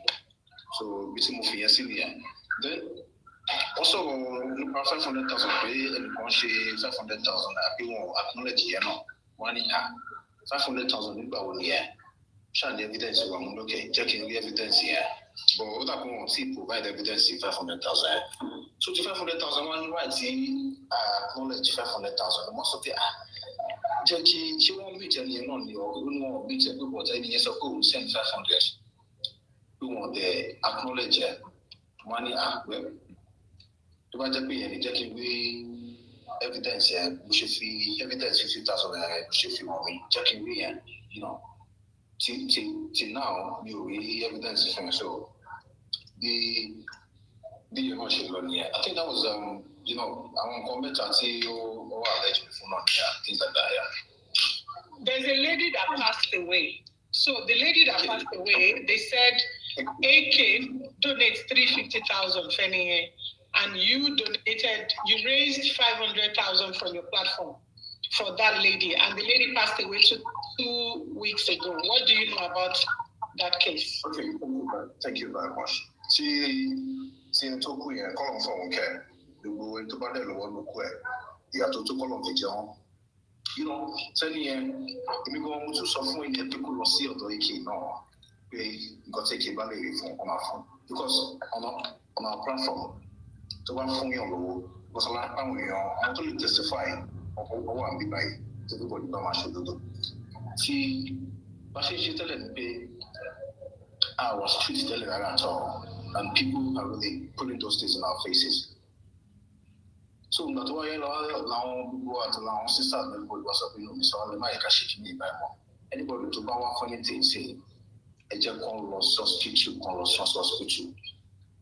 It was a way oh tipe call sort for got a bag from Kawa to borrow sort for weight or to back pay cash on to a hospital. The body will shut a Masiki got to most of money and be hospital to assist straight on.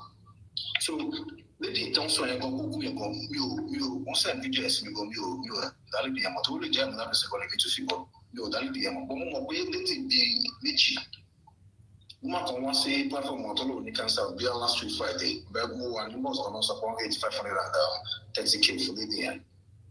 Do you understand? So to tell like it tell me you no pay lady kon wa who are paralyzed and she's got spiritual case. Because of me, Kini spiritual, you offend us more, you let me offend us more. But people should buy so here, titillate it on support here. You recognize it here. Motion buying so you recognize that. To move so okay, the band evidence, it was of the worry. It's supposed to was of the worry. The band evidence goes to was of the worry, they provide here. Yeah, the band evidence goes to was of the worry, they provide it for who were one of the band evidence ability, let it be and go on there. And just carry skin record there. So that is a way our long one platform for quality here. So I used to. So lady T or seeking, mo fẹ́ lọ sí 1.2 million over Rose. Panelists, just give me like 30 minutes with him. Let me just clear out all my questions. The next question will be about the Rose, but let me come back to this one you just talked about. So this lady, the one to balance hospital, hospital level, some from you can get back here. Kill our few over that on our behalf, kill a fish. To budget medical cases, especially you open your account for because I need my to come up. So to move so quick, not so quickly town so last year, only in February last year, a bit too sure anyone. But to budget in other cases, could have been in other cases some time gone. You combine to shake us and to so far for starting school. That category like by months of play so because about that can be or to so far. You only Thomas down for Montelemon, we after coming. So that beautiful boy who confirm we stand the way around it. So you see guy and sit down for that guest being in first class that the police certificate gone. And when anybody want is appointed, it's a case in the last be comment section. Pay or boy if you can call you for and come up with one look come out. Okay, so you are telling us now, this particular lady there, so we should eventually block lady here. Take off your so we platform, that's why they donate from. That's all. Okay, we're going to get, when we bring people up, these are some of the things that we need you to come and, clarify with him. Now, in the comment section, I see people talking about Rose. Rose Konwa, 1.2 million. Only number 9 released. So, can the story said that 1.2 million donation from Pede? So, what is her story? Whoever contributes 1 million follows. Whoever contributes 1 million follows. Oh. Yeah. No, but also 1.2 million Rose. 1.2. Oh, Rose. Can I quickly chip in something? Yes, sir. Anybody that has any sorry, I was on live stream. I'm very sorry to cut you. I was on live stream. Just give us this. So hold on a second, please. Hold on a second. Anybody that has anything contrary to what this guy is saying, now, get ready. Put your hands up. When the time comes, you'll be picked up, and then we'll have a conversation about it. Yeah. Because he is saying his own at the moment, and if you have any contrary thing with evidence, not just hearsay, with proof, okay, Wale, all what you are saying now is a lie, but this is the proof. This is the date. This is how it happened.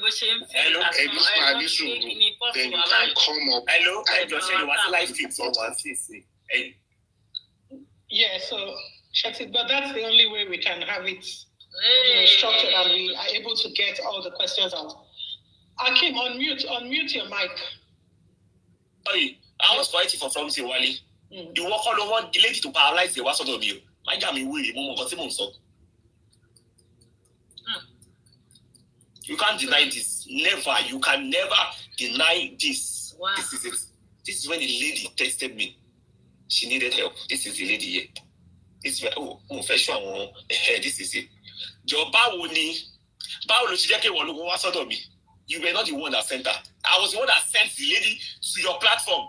And you said it was spiritual, but then okay, fine. Don't only spiritual, the book will say what to mention. Help if you want your help. What you want to make you was so that everybody goes support. Oh, support go tell about the money spiritually. So Wale, do you remember this? The 50,000 I'm talking about, that lady that died is the same woman I'm talking about, not this woman. She's not the one I was talking about. It's another person entirely. When you are so a platform, you can buy support it. But then software, I mean, 350,000 back. Lady message me the second day you did not. The 500,000 you said is with your platform. You did not give it to her. You didn't give it to her. 350, that one daddy come. Lady, don't so you. Kini issue, kini problem to lady here. Lady, you paralyzed. To so pay, accountant. Yawo brother. So do you remember the case of, because the money comes into your account, so you should be able to remember, even if Wale doesn't remember. So do you remember the case of somebody who was paralyzed and came to your platform and also went to AK's platform? Yes, ma'am. Oh yeah, what's the story and where is the money? Wọ́n kàn ní wọ́n fẹ́ lọ sí hospital láti lọ ṣe surgery wọn lè dìde or something like that. So I dey contribute for 263,000 lọ́wọ́ tó wà ní. So hospital account la dẹ̀ máa ń san àwọn owó yẹn tó bá ti jẹ́ health issues. Ẹ ṣáà ní so àdẹ̀ ní pé wọ́n lọ sí hospital lásán sí platform hospital. Ẹ ṣe transfer owó. Wọ́n dẹ̀ ní tó bá ti di next appointment. I want to get so next appointment, kí ló wá ṣẹlẹ̀? So in other words, the 280 is still in your account. 263,000. Is still in your account as at now. Yes. Yes. Okay. Yawo brother Ahmed, I'm going to give you the big screen. Can you show us the paper where you wrote this particular woman's donation and the total that was donated? Are you able to do that? Why wrote? It becomes one donated. Akim, you wanted to say something? Yes. Wale said, I want to raise the 500,000 for leading any platform.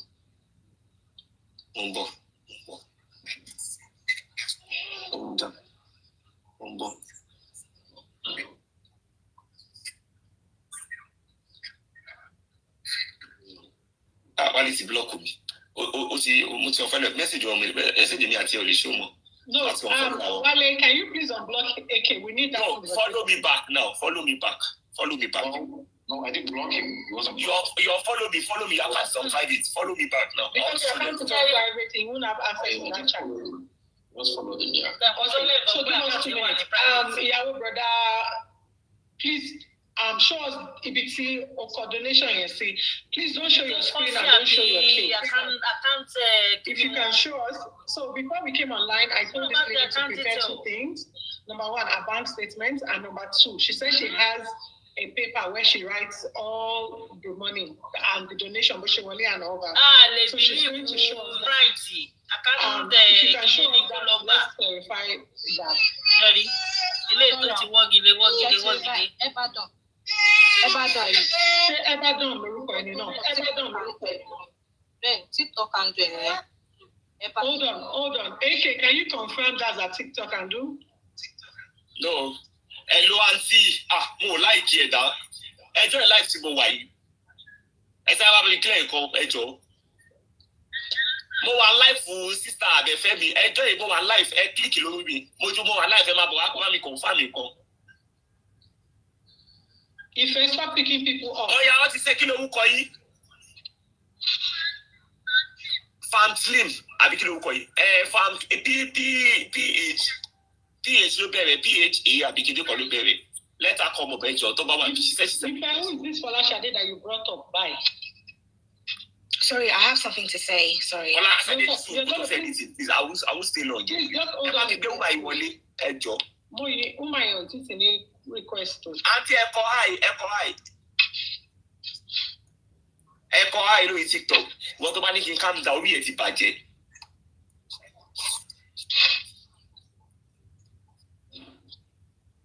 Her name is Temitope. Okay, PHARM, yes. Hold on, yeah, just hold on. PH. Because PH, but tell her to just comment. Sabari comment. And you know. Tó bá yé mi máa sọ dáadáa sí mi. Ẹ fáàmù sí ẹ orúkọ ẹni orúkọ tó ń táìpì yẹn orúkọ tó wà mí. Ìyẹn gangan mo fẹ́ wá clear. Can you please find her in the request? Oh my God, time people. Bank statement. Jessica, do you want to come up? They should go and get the bank statement. Gbogbo eléyìí tó fọwọ́ kọ yìí kò make sense. But that one product of grace. Kò ń ṣe product of grace. Ó lè làwọn pípù yìí wọ́n fọwọ́ kọ. Ẹ̀yin kọ́kọ́ wà tẹ́tí send request ẹ̀kọ́ send. He said he needs to say something. She needs to say something. She needs to clear it. Because òun ni Wálé ń bá before ìsinmi ní kò wúlò òun dá 500,000 sí. Which is not this lady. Ló dá 500,000. Ẹ jẹ́ lọ́dọ̀ ti kú yẹn. Ibo ti kú sí lọ́jì. Mo dá owó fún kòkó. Madam, ẹ kọ́kọ́ okay. Èèyàn kan moderator mi continue right sir.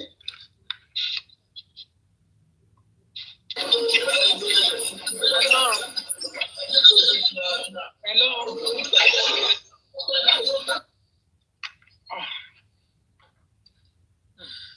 Ìfẹ́ ẹni tó remove yẹn ẹni tá à ń dúró dè nìyẹn.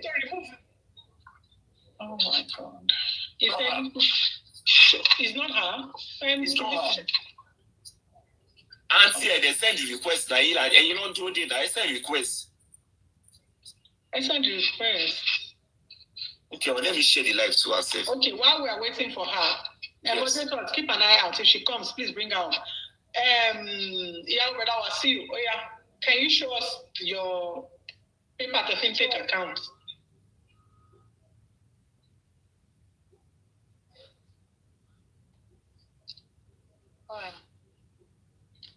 Statement account. Again, this paper that she's written. She's here. She said, I'm here. I'm here. Okay, where is she? Moderator, I'm here. Moderator, pick that person that wrote something. Okay, she's here. Oh yeah, hold on. Hold on there. Pamphlet. Yes, ma'am. Hi, how you doing? Good, fine. Good afternoon, ma'am. Good afternoon. Can you please, I'm sorry that we've had to bring you up. I'm so sorry that we've had to just drag you into this. So I don't know, do you know Mr. Wale Miriam? Yes, ma'am. And you went to his platform to seek help? Yes, ma'am. Can you please tell us what happened when you went there? Okay, I was with Mr. Kim. So he said the money I needed was actually more. So he said I can't see it on his platform alone. I can go about. So he gave me list of other pages I can follow. Moderator, don't mute anybody. I'm not mute anybody more for this live. If you want to come out, go ahead. And Mr. Wale was part of the list he gave to me. So I joined his live. The very first day I joined his live, they contributed money for me for feeding. He said it wasn't like the way I was looking, that I needed to eat something good and that. So I appreciated him. Then after then, I came back and... How much did he give you?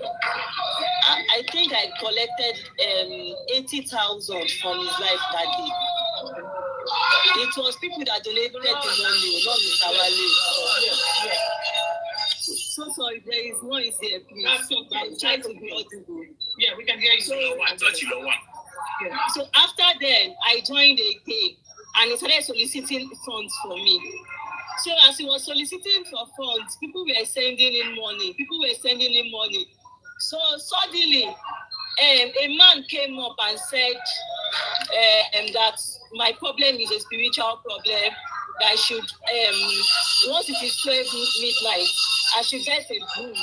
Tell my brother to use the broom to sweep my body, to wipe my body 7 times. Then go and pour the broom on the express. That after doing that, I will be fine. I said, okay. I did it, and I did a video. I sent the video to him. And I told him that since I've done it, what is the next step? He said there is nothing, I am free, I can continue with the fundraising. So I went to Mr. Wale's platform to let him know that I have done what he asked me to do so that we can continue with the fundraising. He didn't answer me. So I kept on requesting on his life, no response. I even went to this Momsi Obalolu. I went to her DM on TikTok and WhatsApp. I sent her the video that she should please help me forward that video to Mr. Wale because I don't understand what is going on. She did not respond. There is this other lady to Abike. I sent it to her to maybe Abike or Ashake. I sent it to her and I begged her to help me forward it to Mr. Wale so that we can continue with the fundraising. No response from him. The money was still there. So later, I now joined his life. He now said that since they've contributed money for me, I should get hospital account. That is where we'll be putting the money into that. He can't continue soliciting for funds for me anymore. And I said, okay, no problem. So like 2 or 3 weeks later, I now went back to his life. So that day, immediately he took me up. He muted himself. So it was Mrs. Adejobi that answered me that night. And I told her that, ma, I was a lady with spinal cord problem. And the stuff Mr. T-Boy asked me to do, I've done everything. And he said you can continue with the fundraising. But since he said he doesn't want to continue with fundraising with me again, I have a GoFundMe account. Can I send you the link so you can help me forward the money into the GoFundMe account? And you can also help me do proper follow-up so that you will know that I'm not going to squander the money. The next thing he said, we don't do that here. On the Chamibole immediately. And since then, I didn't go there again. Wow.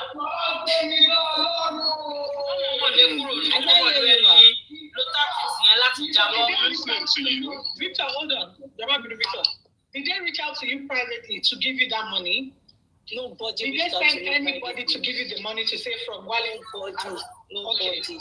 Accountant. Hold on. One more question. Did they tell you? I don't care about you. Did they tell you that for XYZ reason we are not giving you the money again? No. They just left you wandering around. Yeah, he just said I should just go and look. I should get hospital account. And that was what Did you get them an hospital account? I haven't gotten the hospital account. I understand why you probably will not. Okay, all right. Let me react to that. Yeah, thank you very much. I should go. Ní ìjọ tó wà yẹn, tó ń dọ̀sán bó ṣe sọ òun yẹn náà ní ìjọ tó wà yẹn, ní bọ́dà wọn kan sọ pé àwọn olùdíje wà spiritual ẹ̀ ló mọ ẹni tí ń pa ìlú kò ṣe fíìmù yẹn. Wọ́n dẹ̀ ní ká stop fún music ká má ti ṣe ẹni tí pé kó lọ ṣe kankan báyìí náà. Nígbà tó dẹ̀ ṣe kíní yẹn, ó padà wá. Nígbà táwọn ẹ̀kọ́ fún máa bẹ̀rù mọ́jọ́ yẹn ni mo tún dáhùn ẹ̀kọ́ pé kò sí nǹkan tó máa ṣẹlẹ̀. So our number one hospital's accounts were Lama somewhere you see. The next time to my day, we should be only go from the account to somewhere you see. And she be able to so for tell lower hospital's accounts were I think better so lower hospital's accounts why a lot, you know. That's what I something. To be a Genia.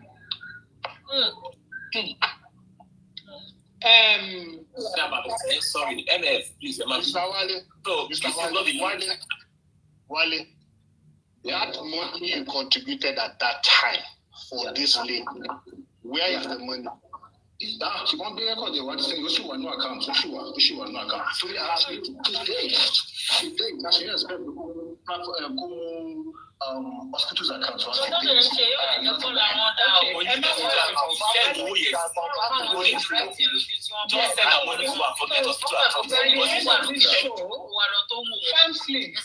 àwọn tó wà ní need. You know? Can you let AK? Okay, it's the same AK. Oh, I didn't even know it's the one. Can you let AK react to that? No. I don't think. I think AK just wants the money. He wants access. He should send the money to her. He should. I've been sending this woman. Mr. Wale's story and the girl's story. The bottom line is they didn't give the girl the money because so let me quickly say something to that before we move on. Now, Mr. Wale, there are a couple of you see when it comes to charity with public funds, where I think you have major problem in what I've been listening to that is communication. I cannot substantiate an intent to defraud or misappropriate fund yet, but I can establish a lacuna or some level of validation with communication. Now, when the reason fund for this guy, for this lady rather, was it said that I'm a raised over at my social hospital? That was not said until after the fund was raised. You now solely decide that how you are going to disperse the fund is to pay to the hospital. Now, let's say you did not say it when you are using the fund, and you feel that okay, for whatever reason, measures you want to put it in the hospital. I think that should be communicated back on your platform so that the people who raise the money will be simple. Thank you very much. I just said today, I just sent 1 million naira to someone at Lutz Hospital, just by club. Which is like about the Antonio Pawanike or Walidi. Which I said, one key to cut up a mass of 1 decade, accounts hospital to my friend, they will see you. If you don't have exactly. Okay. And it's not God bless. Which I said 1 million naira.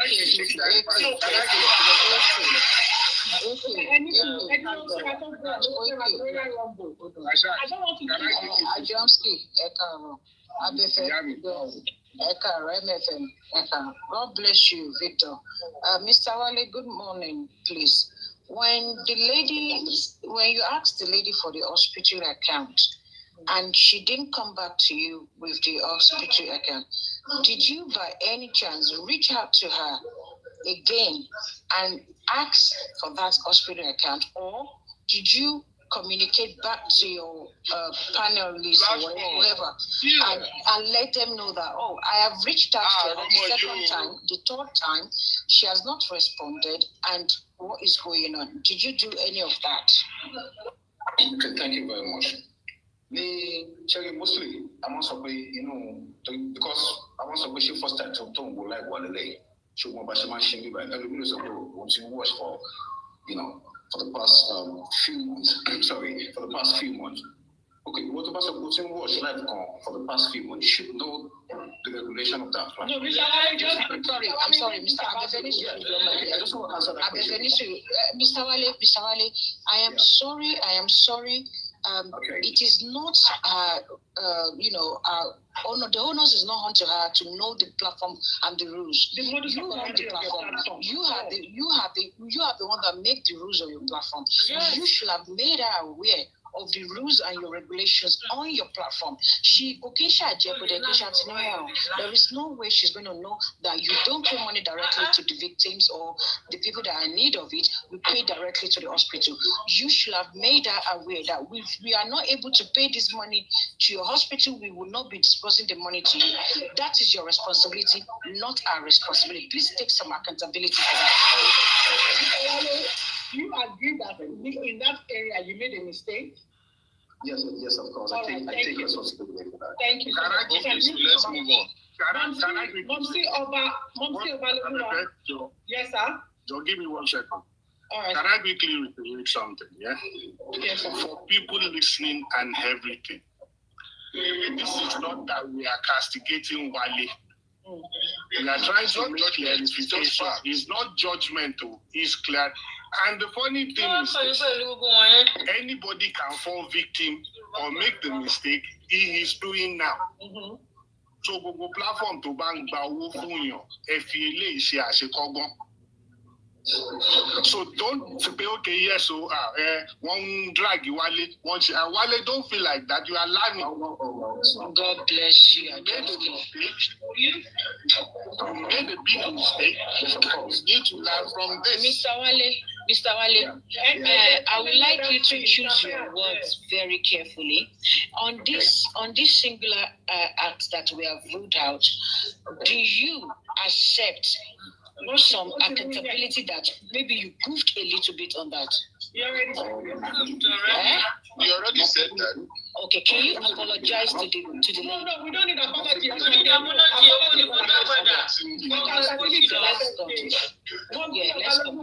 Can you turn on your camera and show us the details of Owotegba from Lady Lee?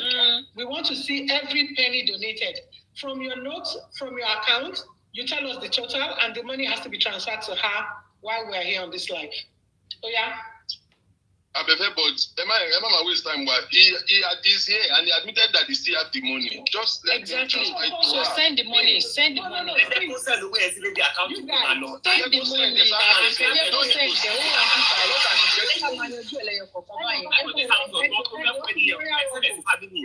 Hold on.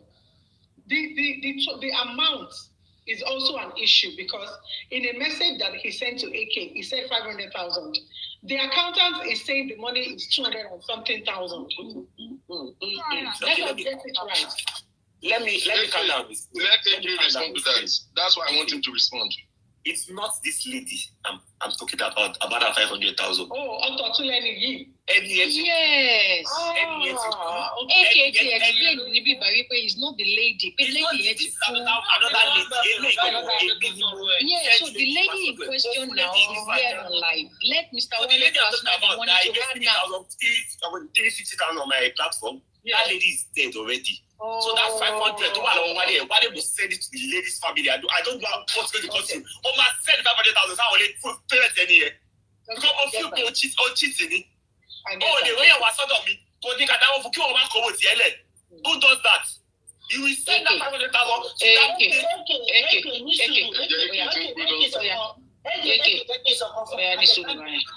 Good morning, everybody. Good morning. Before this program, show to reach out, see Wale go send the 500, see family. Show to so I mean, mistakes emotion. But leave the message and I swear down. What was okay? It is way. Because it was. If you don't later send it, please Wale accept my request. I want to show them our chats. Okay. If you want to disturb Wale, send your platform account. They need Wale to send your account platform. Only to buy to reach out, see before now. See before now.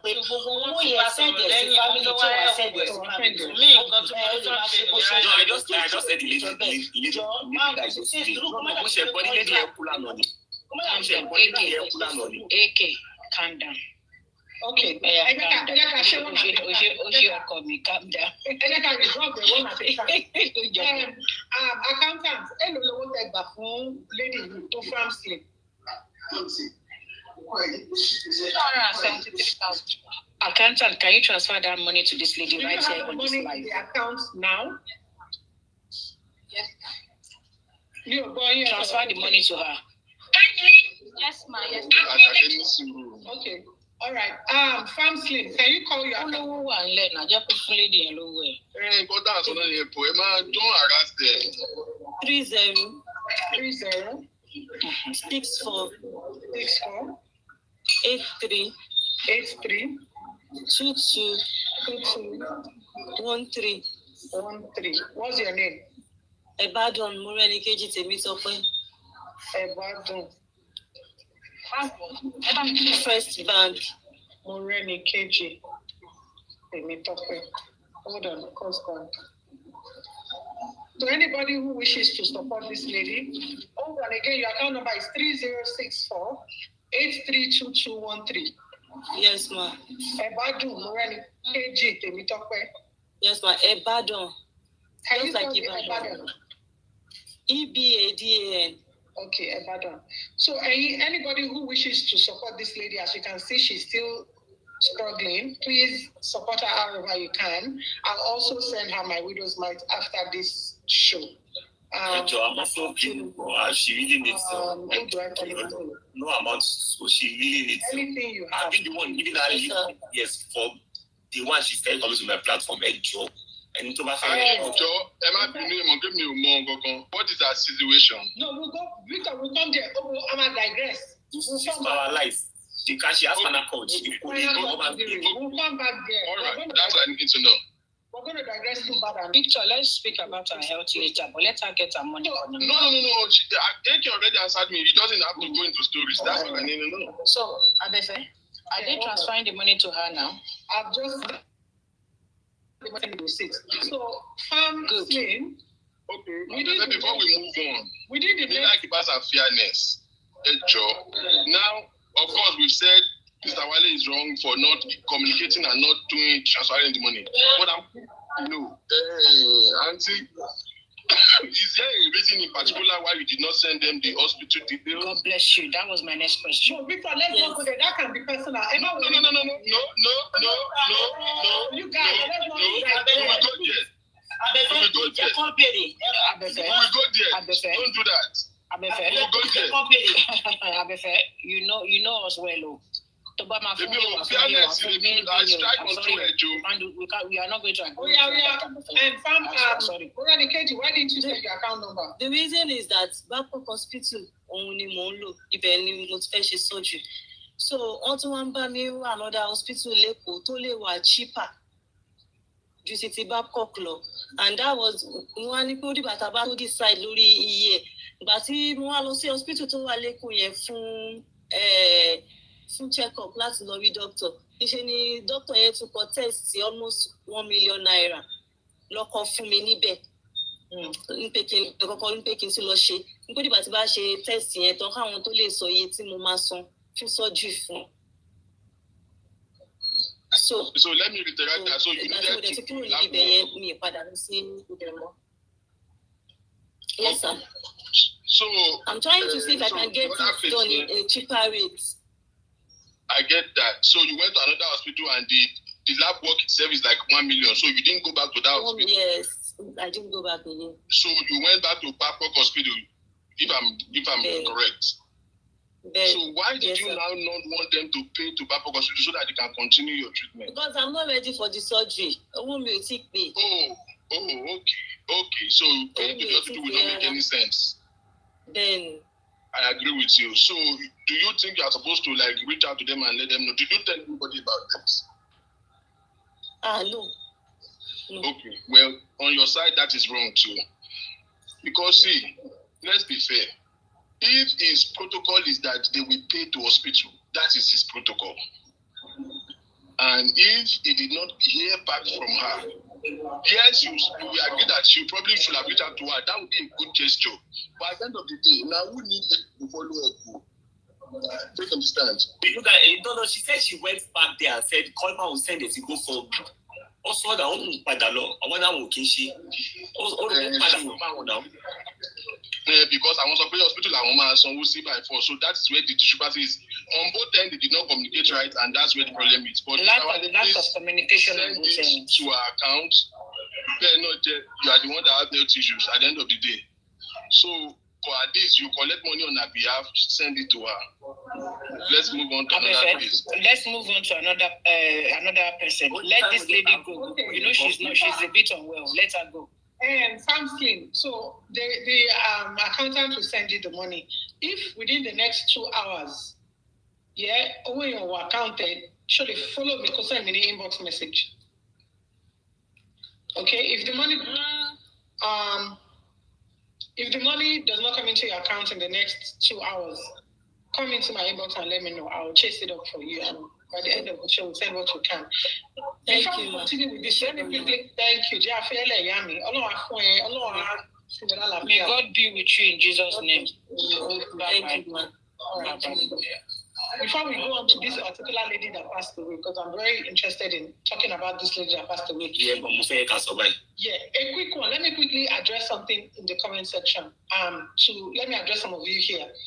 To those of you who have never been here, yeah, our man show be our man on the call and our show continues. So if you feel like my moderator is blocking you or my moderator has muted you for any reason at all, my inbox is open. You can always come to me and come and talk about it in my inbox, and I will unmute or unblock you immediately.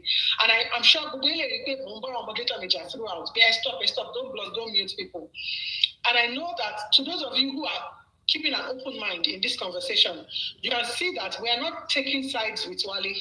We are not trying to help Wale help him redeem his image on social media at all. It's not our thing. So when you pay your son, how do you account for it? How do you pay back? How do we fix this?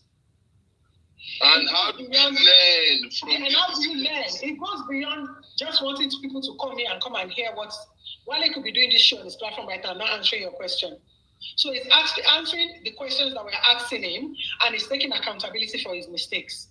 So please I don't want nobody pushing any stupid narrative and saying the host is going to be biased. I don't know Wale. I only spoke to him a few hours ago for the first time. I have never stumbled on his show. And when I maybe a John Skitty issue, me personally, we issue. So please, you guys get it right and don't. Aside from AK, I don't know any other person on this platform. And get it right and don't. I swear, and that is the honest truth. Aside from AK, MFMA will be anybody on the platform. Okay, MFM is here too. No, customer and Call her Taiwo here. Unmute that person quick. Mute anybody. I don't want that. Let's go back to this lady that passed away. AK. Joba to story and it took pass away here because any Kiwale accepts the request. Accept my child. Please accept the request so that we can get the message. She showed the more request. Okay. Yeah, brother, I see will come back. Let me quickly send someone to call her. And another thing, if you're new on this platform, one thing we don't accept here is abusive words. You have to be an adult to be civil. You don't abuse, you don't curse. If you don't agree with the opinion of the host or any of the panelists, it doesn't matter. We can agree to disagree. We can disagree to agree. You don't need to abuse. You don't need to curse. If you curse or you abuse in the comment section, moderators will mute you. They will block you. That is the rules and regulation of this platform. I'm unmuting a lot of people. A lot of people will say unmute. Well, but as much as you want to have everybody to hear their opinion, if somebody continues to they will block them. Yeah, but I want to absolutely, because I can see a lot of people cursing and abusing. You don't need to do that. It's messed up. Okay, let us lady to pass away.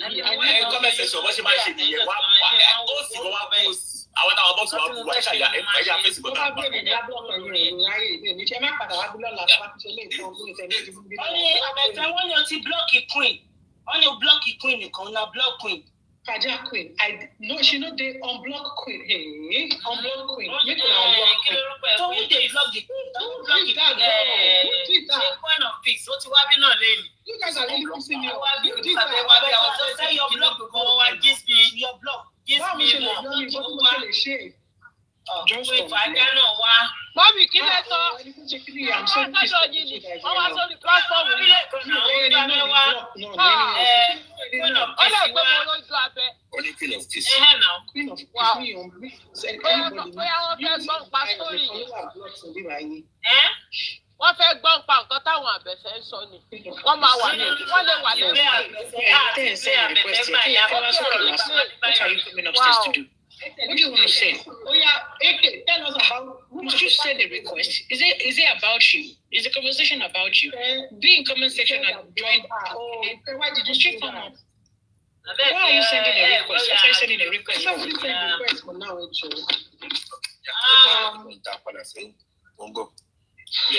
tó bá accept mi àwọn èèyàn gbé tó sọ ọwọ́ sí lọ ọwọ́ sí lọ. bẹ́ẹ̀ lẹ́yìn platform kan ti dá ìwé sí. nísinsìnyí.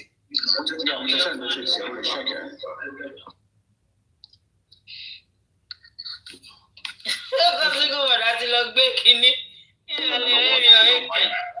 Another one. Make sure Wale, I need you to keep your eye on this chat so that you can remember. I don't think it is fair to say you not see any. It's not fair to say that.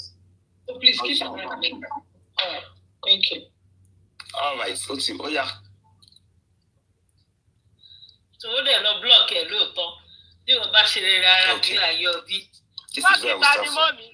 Got one year was again. Wale block it.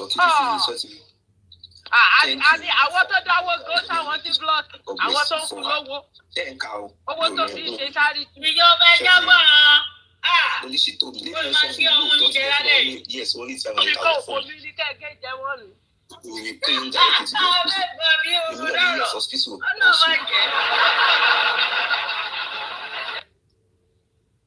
This is my chat. 3K for her. Now people don't really turn up for her. And you said you don't try. This is my voice record.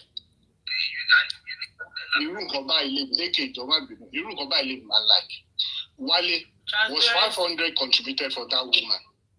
Yes, of course. Yeah, of course. Where is the 500 money? Where is the 500 now? Where is the 500? So you have the 500 in the account. All right. Any soon, JK, I find out if pay 500 one. Only I pay 500 one. Yeah. So now is for the purpose of the 500. Can you fulfill that purpose now? Yes, the woman is late. But the woman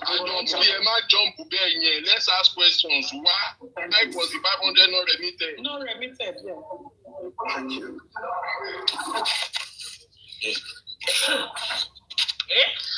In my own opinion, the 500 was not remitted because for the same reason of the 200 I sold. No, because one is on his behalf. Now let him say it. Okay. I want him to say it from his mouth. From the chart, if you could see from the chart, we said we were going to be paid into the hospitals. That was what we have on the chart. Yeah. Mm-hmm. So, and Mr. Hakim agreed to that too. Yeah, he agreed to source too, yeah. So why was he not paid to the hospital? I didn't get the hospital's account from the said person. So okay. When I get back to that, I didn't get that too. I didn't understand what you just said. I didn't get the hospital's account from the said person, from the person in question. Okay, why is message here? Why is for you back? So you back. Came message came send 350.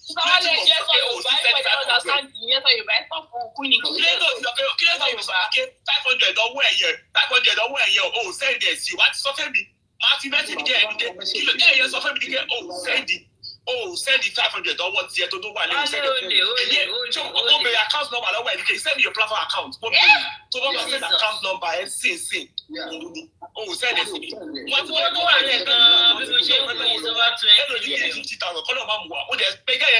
Send me your account number and I credited that. While my friend is to the third day, they get a message because while you say 500,000. No.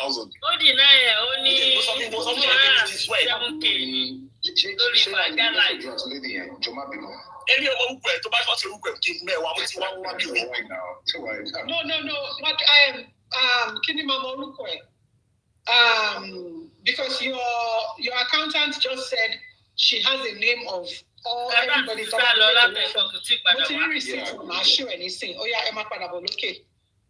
So your accountant just said she has the name of everybody. Then donate to so your accountant will give us the name. So to everybody, they've just transferred 273,000 to the lady. Let me flip my camera. Very good. Fantastic. Shut up, Wachake. Very good. Confirm this payment. Oh my God. $3.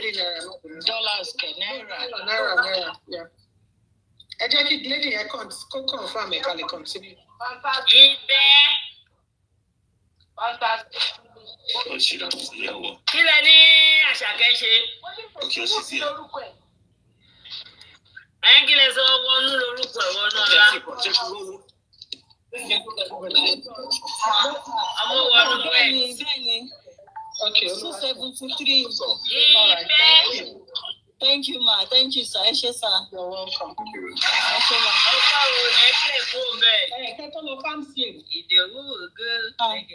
Those of us who are here and have had the opportunity to listen to this today, Emma Binu, it will take so long. You know, all of us will love fear.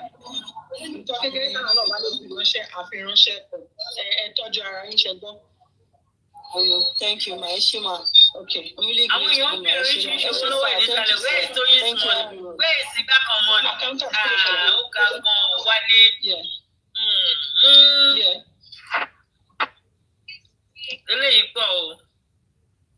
Yeah. Can you come on the platform? Come and say it on the platform so that everyone is well transparent. Okay. So I think the accountant is saying this particular case that AK is talking about, she's not very aware of it, but she's going to come in and say it.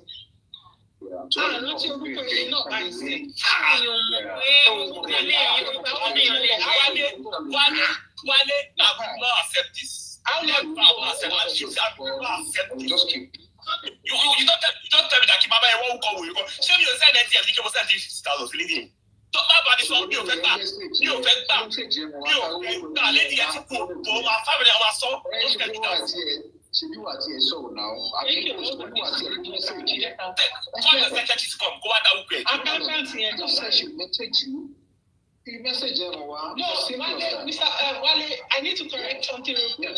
So we cannot tell him, okay? Yes, I guess AK needs to find that conversation. But if he's somebody that chats with so many people, and all their chats is on TikTok, it might be a bit, don't tell him to shut up, please, you guys stop that. It might be a bit difficult for him to find that particular how long is last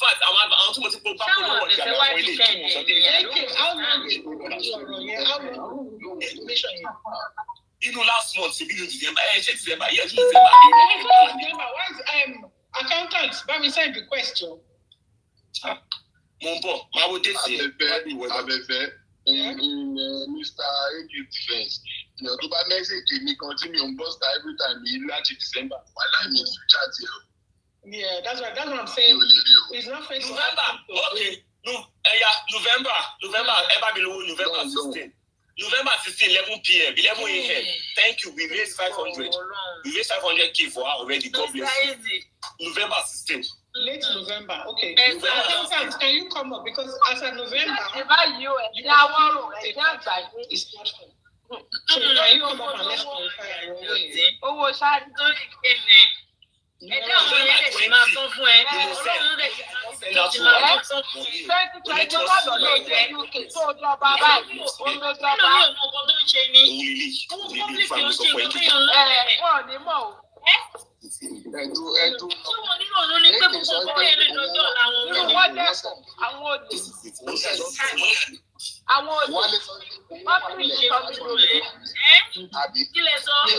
nǹkan táwọn àbẹ̀fẹ́ tó fẹ́ try láti ṣe wọ́n fẹ́ try láti clean ẹ̀ up kó lè bẹ̀rẹ̀ platform yẹn padà kò dẹ̀ sí nǹkan tó jọ wàláì ọmọ rìpọ́ọ̀tù platform yẹn pa wọ́n máa mú wálẹ̀ ni. Find the details of the woman. Let Wale send the money and case dismissed.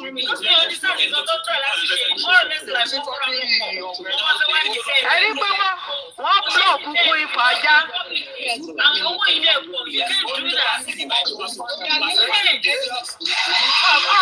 Wọ́n blọ̀ kúkú ìfàjà.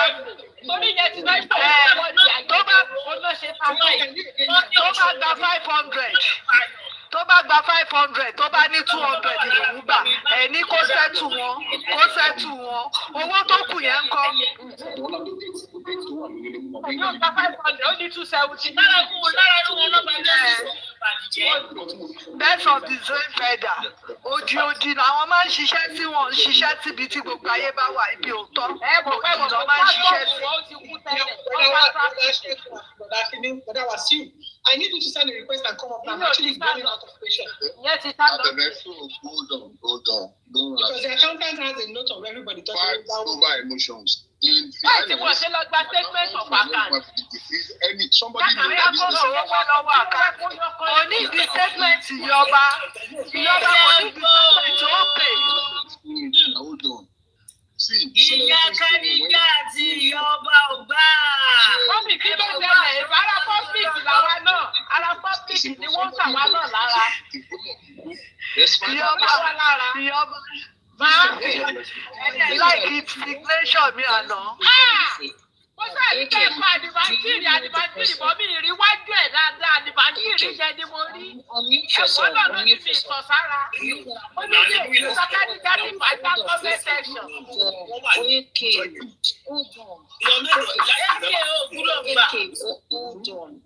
Okay, you don't know this. Mr. Wale is Àná yẹn ga. Wale is also claiming that he cannot remember the person. Wale doesn't know the person. Mama fi Jésù kọ́ wa lómi ọbẹ̀ jẹ. Jésù kò láìkí kéèyàn máa jalè. Ẹ̀sẹ̀ tí Jésù láìkí òde ni. Jésù láìkí òde náà. Ó fẹ́ jẹ́ kóde kan rí bẹ́ẹ̀. Everybody that comes on their platform, anyone that they solicit funds for, she writes their name on a sheet of Ẹ̀tọ́ bá ti paper. jalè tó gbé Jésù kò kí sọmọ náà. Owó yẹn lọ sínú àkáǹtì wọn lọ wọ́n bá mi bank statement. So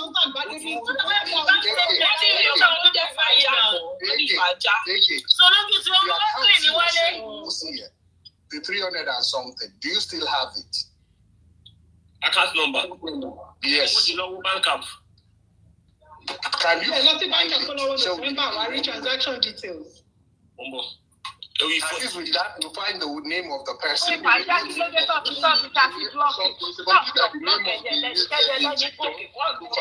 And the actual name might differ. Àmọ́ ṣe àbábọ̀ lójú sọ́ọ̀sì lónìí tó block ìjọba ìgbà. Mo bá ń block ẹ̀ lọ́wọ́ ojú sí ìgbà. Níbo àbúrò mi ò ti block on the sheet of paper. Bookie ni wọ́n And the total money donated. I need the accountant to come on. bó ṣe ń ta mí lára bí mo ṣe wà. Wọ́n ní bíbí lọ block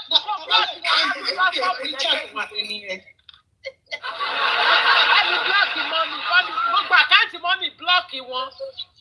Ó tọ́ wàhálà tí wà. Ẹlẹ́ni ti kú. Is the TikTok still Mr. Kúnlé ẹ̀ bá gbà mí lẹ̀. Bọ̀dà Kúnlé kò ní fẹ́ sọ̀rọ̀ ajá lọ́dún àbẹ̀fẹ̀. Mo ti lọ fọ ajá lọ́dún àbẹ̀fẹ̀. Mo ní káńsù wálé Mẹ́rìà. Káńsù wálé Mẹ́rìà. Àwọn èèyàn ló ti sọ látàárọ̀ pé àwọn kọ̀mẹ́ntàsì ló ń gbá lójú. Tó máa jẹ́ kó jí bírèkì yẹn bó ṣe wà yẹn ṣe. Wọn ò ní gbà fún un. Tó bá ka nípò mi tó bá wá sí a máa lé lórí TikTok. A máa lé lórí TikTok. Àwọn ọmọ mi máa mú wálẹ̀. Wọ́n máa jà káàntì ẹ̀. If I'm going to invite her, tell her to bring her up.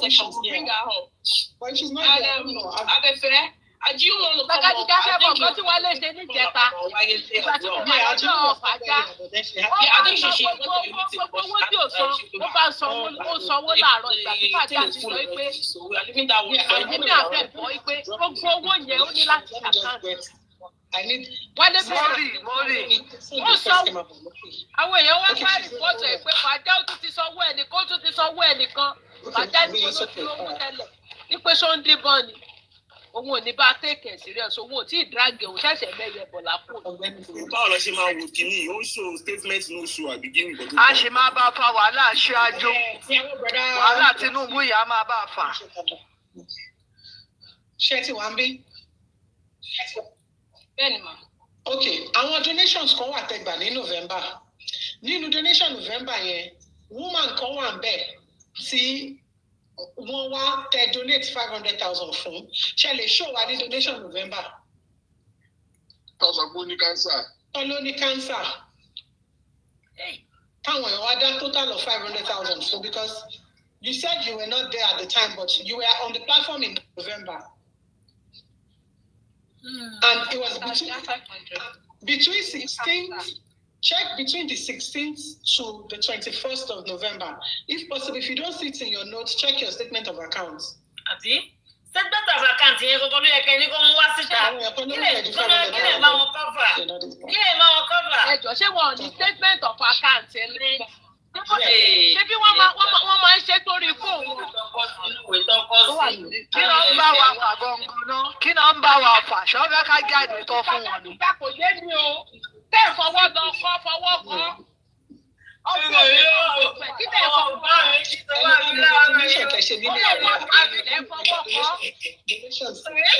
Ìyọba ṣé ká gbé wọn sáré ni? Ṣé ká gbé wọn sáré? Ìmọ̀lẹ̀ sálọ ṣé kẹ̀kẹ́ olóògèrè lẹ́gbẹ̀ẹ́ gbé sẹ́sẹ̀. Mọ́mì kẹ̀kẹ́ rálì, a máa yá kẹ̀kẹ́ mi sí báyìí. Àti ìyọba. A máa yá kẹ̀kẹ́ mi báyìí. Wọ́n bá rìpọ́ọ̀tù ọkùn fẹ́lá, àwọn káàdì fẹ́lá máa má káàdì yẹn wálé. A máa ṣe ìdìbòjà bẹ́ẹ̀ ni kó lówó tó lọ gbogbo wa lọ sùn. Àwọn òyìnbó lè lọ ní kó ṣe fẹ́ẹ̀kẹ́ náà làwọn náà sọ nìyẹn. Irú àwọn ànádá, àwọn gọ́ọ̀mẹ̀ntì tàbí lọ́wọ́lọ́wọ́ ń ṣe mí nìyẹn. Ìpè olóyìnbó ni tèmi. Ìpè olóyìnbó ni tèmi. Ìpè olóyìnbó. Ọ̀tọ̀ ni pé tànà. Ìpè olóyìnbó ni tèmi àti jìbìtì. Ìsàkádìjà wáyìnà ẹjọ́ dúró lóhùn. Ẹni kan jọ tó bí ọjọ́ mọ́nì. Ẹni tí bàtà máa sa lẹ́sẹ̀, ó kọ́ ló mọ bó ṣe ń kà ó. Mo ti bẹ́ẹ̀ lánàá ọ̀tọ́ náà fẹ́ fi pè kan bẹ́ẹ̀ sọ̀rọ̀. Mo ní pẹ̀jú pé wọ́n lọ wá. Wọ́n wá á pàdé èpè tó dájú. Láti mi mo máa ń ṣọ̀dí ìṣí ni mí lè ṣe. Ẹ̀jẹ̀ dúró láì gbé ọ̀bá àlẹ́ ìjà gbọ́ kó sọ̀sọ̀ yẹn tó lọ. But please open your camera and show it here as well so that people can see. Wọ́n ní kí Wálé ó kó kámẹ́rà ló kó kámẹ́rà àṣẹmọ̀ bẹ́ẹ̀ kó láti ẹ̀ máa já unnecessary ìbílẹ̀ yìí. Wọ́n wá ní kó fún kámẹ́rà ń sìn Wálé ó kó kámẹ́rà mọ́. Mo ṣáà dé kámẹ́rà bẹ́ẹ̀lẹ̀ mójú tẹ̀lẹ̀.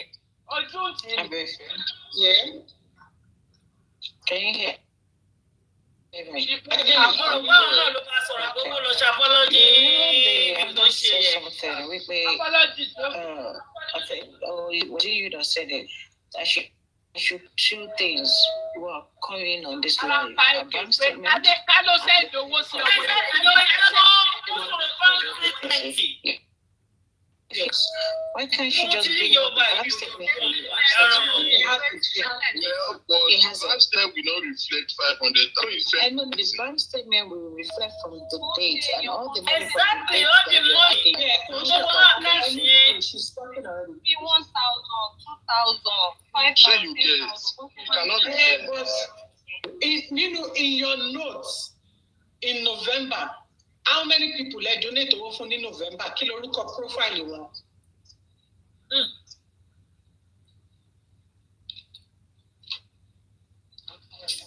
Do you write dates when you take donations? Ṣẹ́rí òkè tó bá ti di àárọ̀ la gbogbo transaction tẹ́ bá ṣe lénìí àìdá owó wọlé owó jáde wọ́n fún yín ní interest gbogbo ẹ̀ náà máa kọ́kọ́ gbé wá fún yín láàárọ̀ àṣẹ́lẹ̀ at 7:38 o'clock.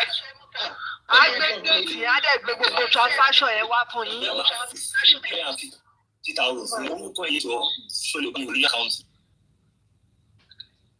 Who blocked this person he called?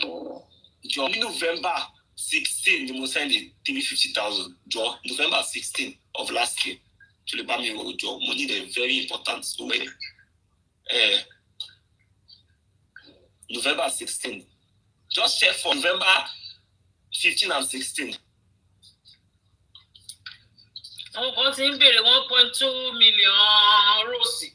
If you were blocked on this line, wọ́n gbàgbọ́ àwọn ọ̀rọ̀ owó gbà.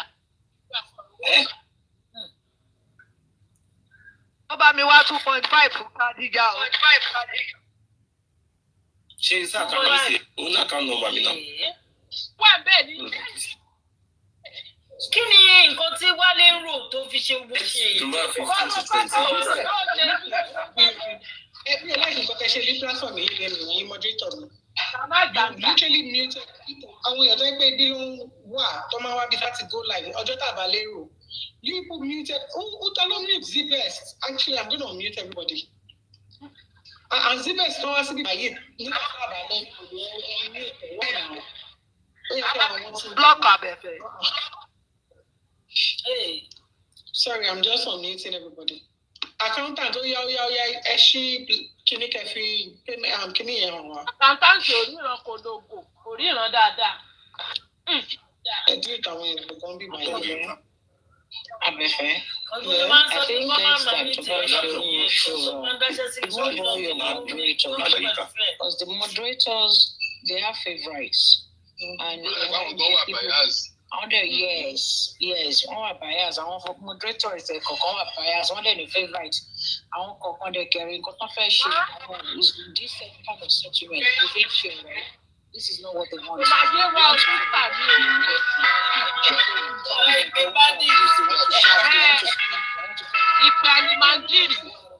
So you normally give one, so they are not used to this kind of still on low. He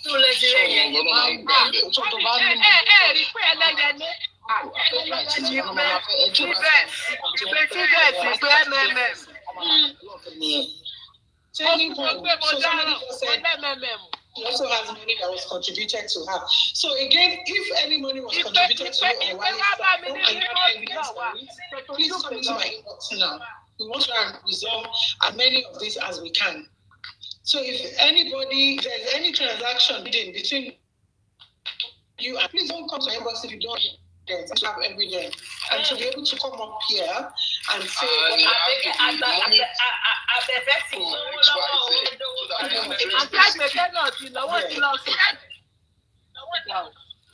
it's not just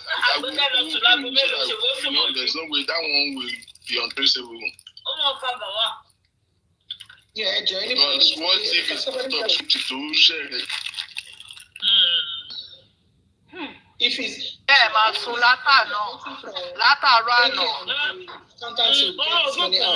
who is Rose? Mr. Wale, who is Rose? I'm getting a lot of messages about the case last year, my treat case was, where the father happened to be innocent. Everyone's happy. So, okay, who's often that on Kufelo school? Yeah. That they won't worry about school. I don't know. Ọlọ́run fún wa ṣe gbàgbọ́ Ọlọ́run wa lọ sí school ẹ̀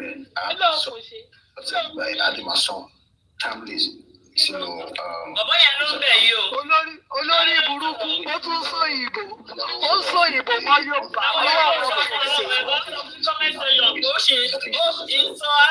ó sì ń fi àtẹ̀ǹtì kún ọmọ ẹni jẹ́ ẹjọ́ kan. ó máa lọ sọ ìbò lálágbọ̀n pàǹtí ló ti máa lọ sọ ìbò tó kù. Sorry, can I come in there? Because yes, please come on. Rose interest in please give me 5 minutes to just express myself, please. Because as previously said, situations like this I don't like it and I hate to involve myself in it. But Ojoti Rose went on Wale's platform. I was there. It was on a Saturday. And I don't have anything against the way they fundraise or do their checks or anything. On that day, Abefe, it was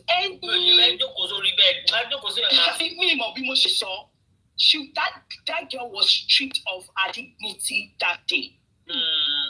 Show took the entire Saturday. I'm very much interested in a low race for Lojoye. I contributed some money that day. I'm not here about my own contribution. I was very angry when I came across a show and it was mentioned that it was not the entire money was not given to her. She was supposed to write an exam, and Alice was some amount of money, and that girl could not do that exam and she failed. The reason being is that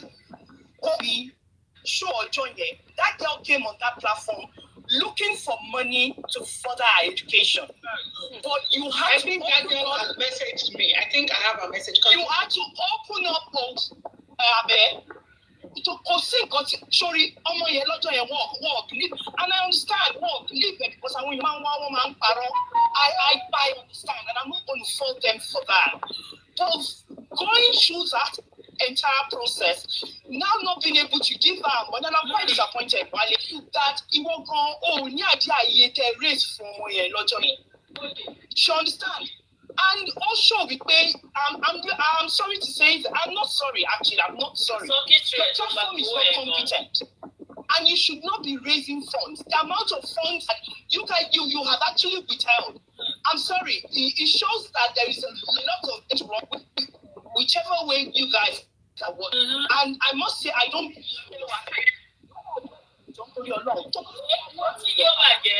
You can continue this if you are in Nigeria. If you come back into the UK and you do not put the right measures in place, I will personally report you.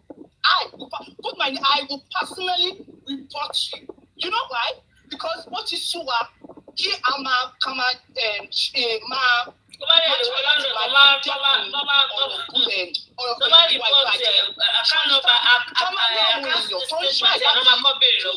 Our Nigerians, our African, you know, we are reputable people.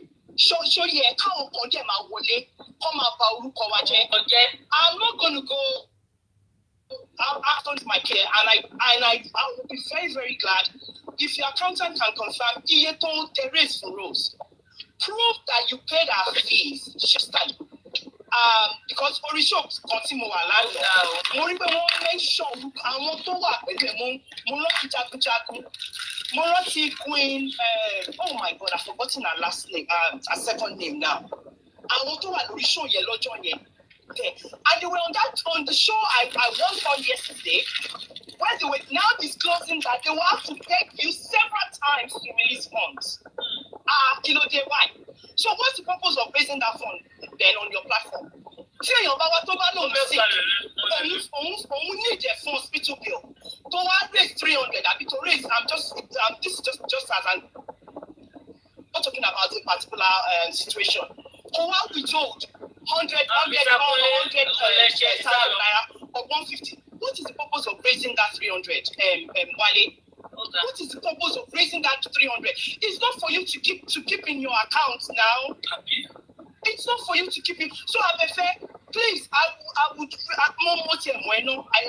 go any further, and I know you will do a thorough job on this. But with regards to Rose, I am very, very, very, very much interested in that. And I will personally take this up with you, Wale, because I've been on shows last weekend. Platform anybody, anybody come and meet me for comment there, meet me anywhere, go indicate in the comment section. Platform personally, my face around me. You understand? Because and I just can't get it out of my head. What that girl went through that day. Can you decide last week?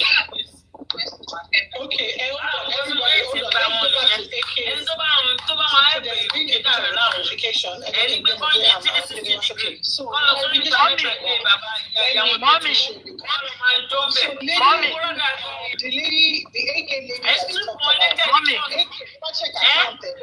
lady, ta ló ń bá Wálé fà yẹn? Ta lẹni tó ń sọ̀rọ̀ yẹn?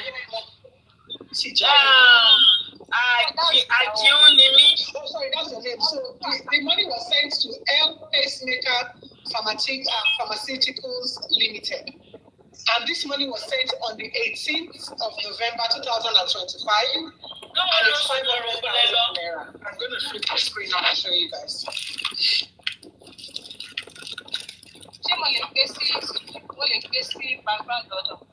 Okay, yeah, you want basic background, then I can put a lot of tea.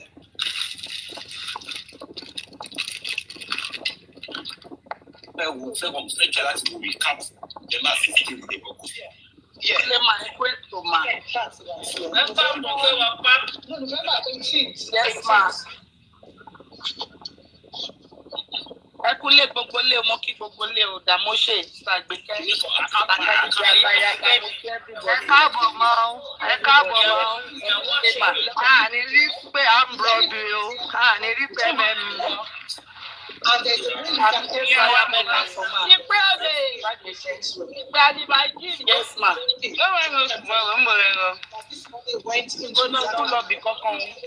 Ìyá ọba ìpè àlùmọ́ngìrì yẹn fọ́ nísìnyí. Tẹ́rí bẹ́ẹ̀ bẹ́ẹ̀túùmù ni mo wà tẹ́rí bẹ́ẹ̀ ṣe kọ́ báyìí ọṣẹ yẹn kọ́kọ́ ta mí lójú. Oríṣi kan ṣe ń ta mí lójú.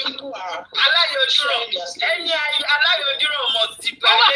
Mo wá wò ó pé bẹ́ẹ̀ ni mo tún rí another comment. Ní Sákàdíjà ni both of you are the same. Both of you are the same. Mo ní Jésù gbà mí o lé. Ìyá náà pariwo nígbà tí mo ní two of them. Mo ní two of them are the same. Bàbá ní Sista Kádíjà ẹ̀gbọ́n tẹ́ sọ yẹn bá ẹ̀ka àwọn fípè bá yín jà. Mo ní bí mo yẹ tẹ request nìyẹn tó gbé mi wọlé báyìí. Mo ní ìpè dúpè lọ ẹ bá gbé pè wá. Màá fi èpè pàdé ẹ̀ fún yín.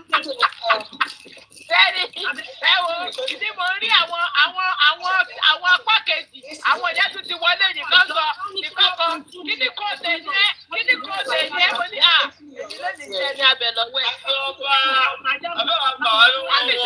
Mọ́mí ṣe ń jẹun ni kí lè ti sẹ́nu.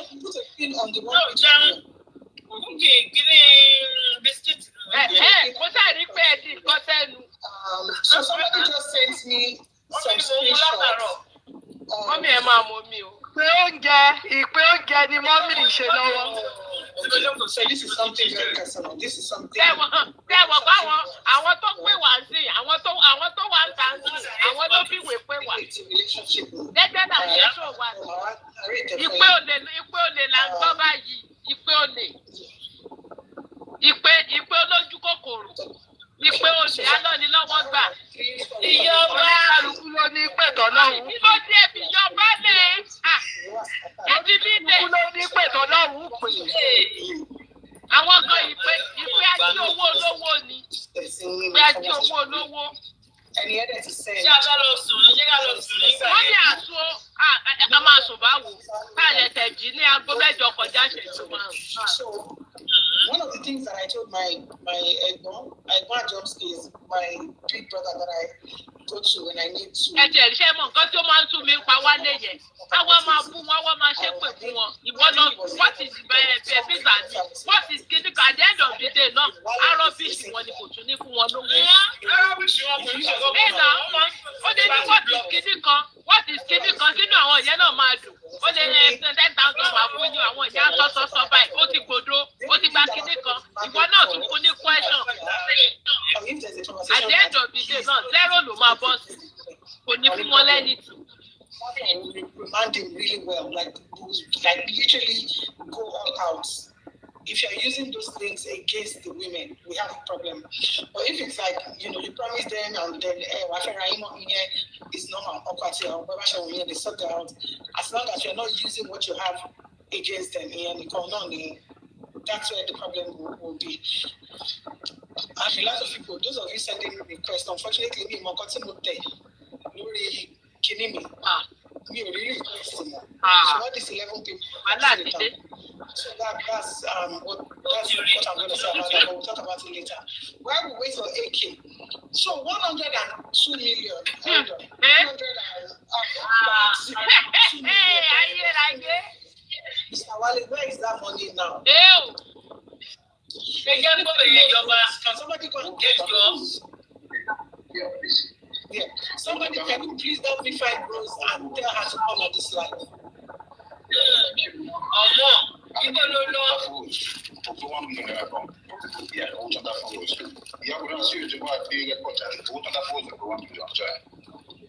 So because they can hear us shit.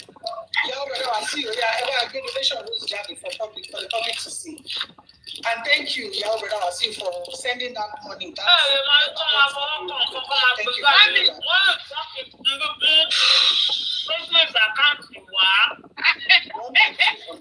Okay, sister, it's not buying. I'm not going to tell mommy, my streamer, mommy, my later.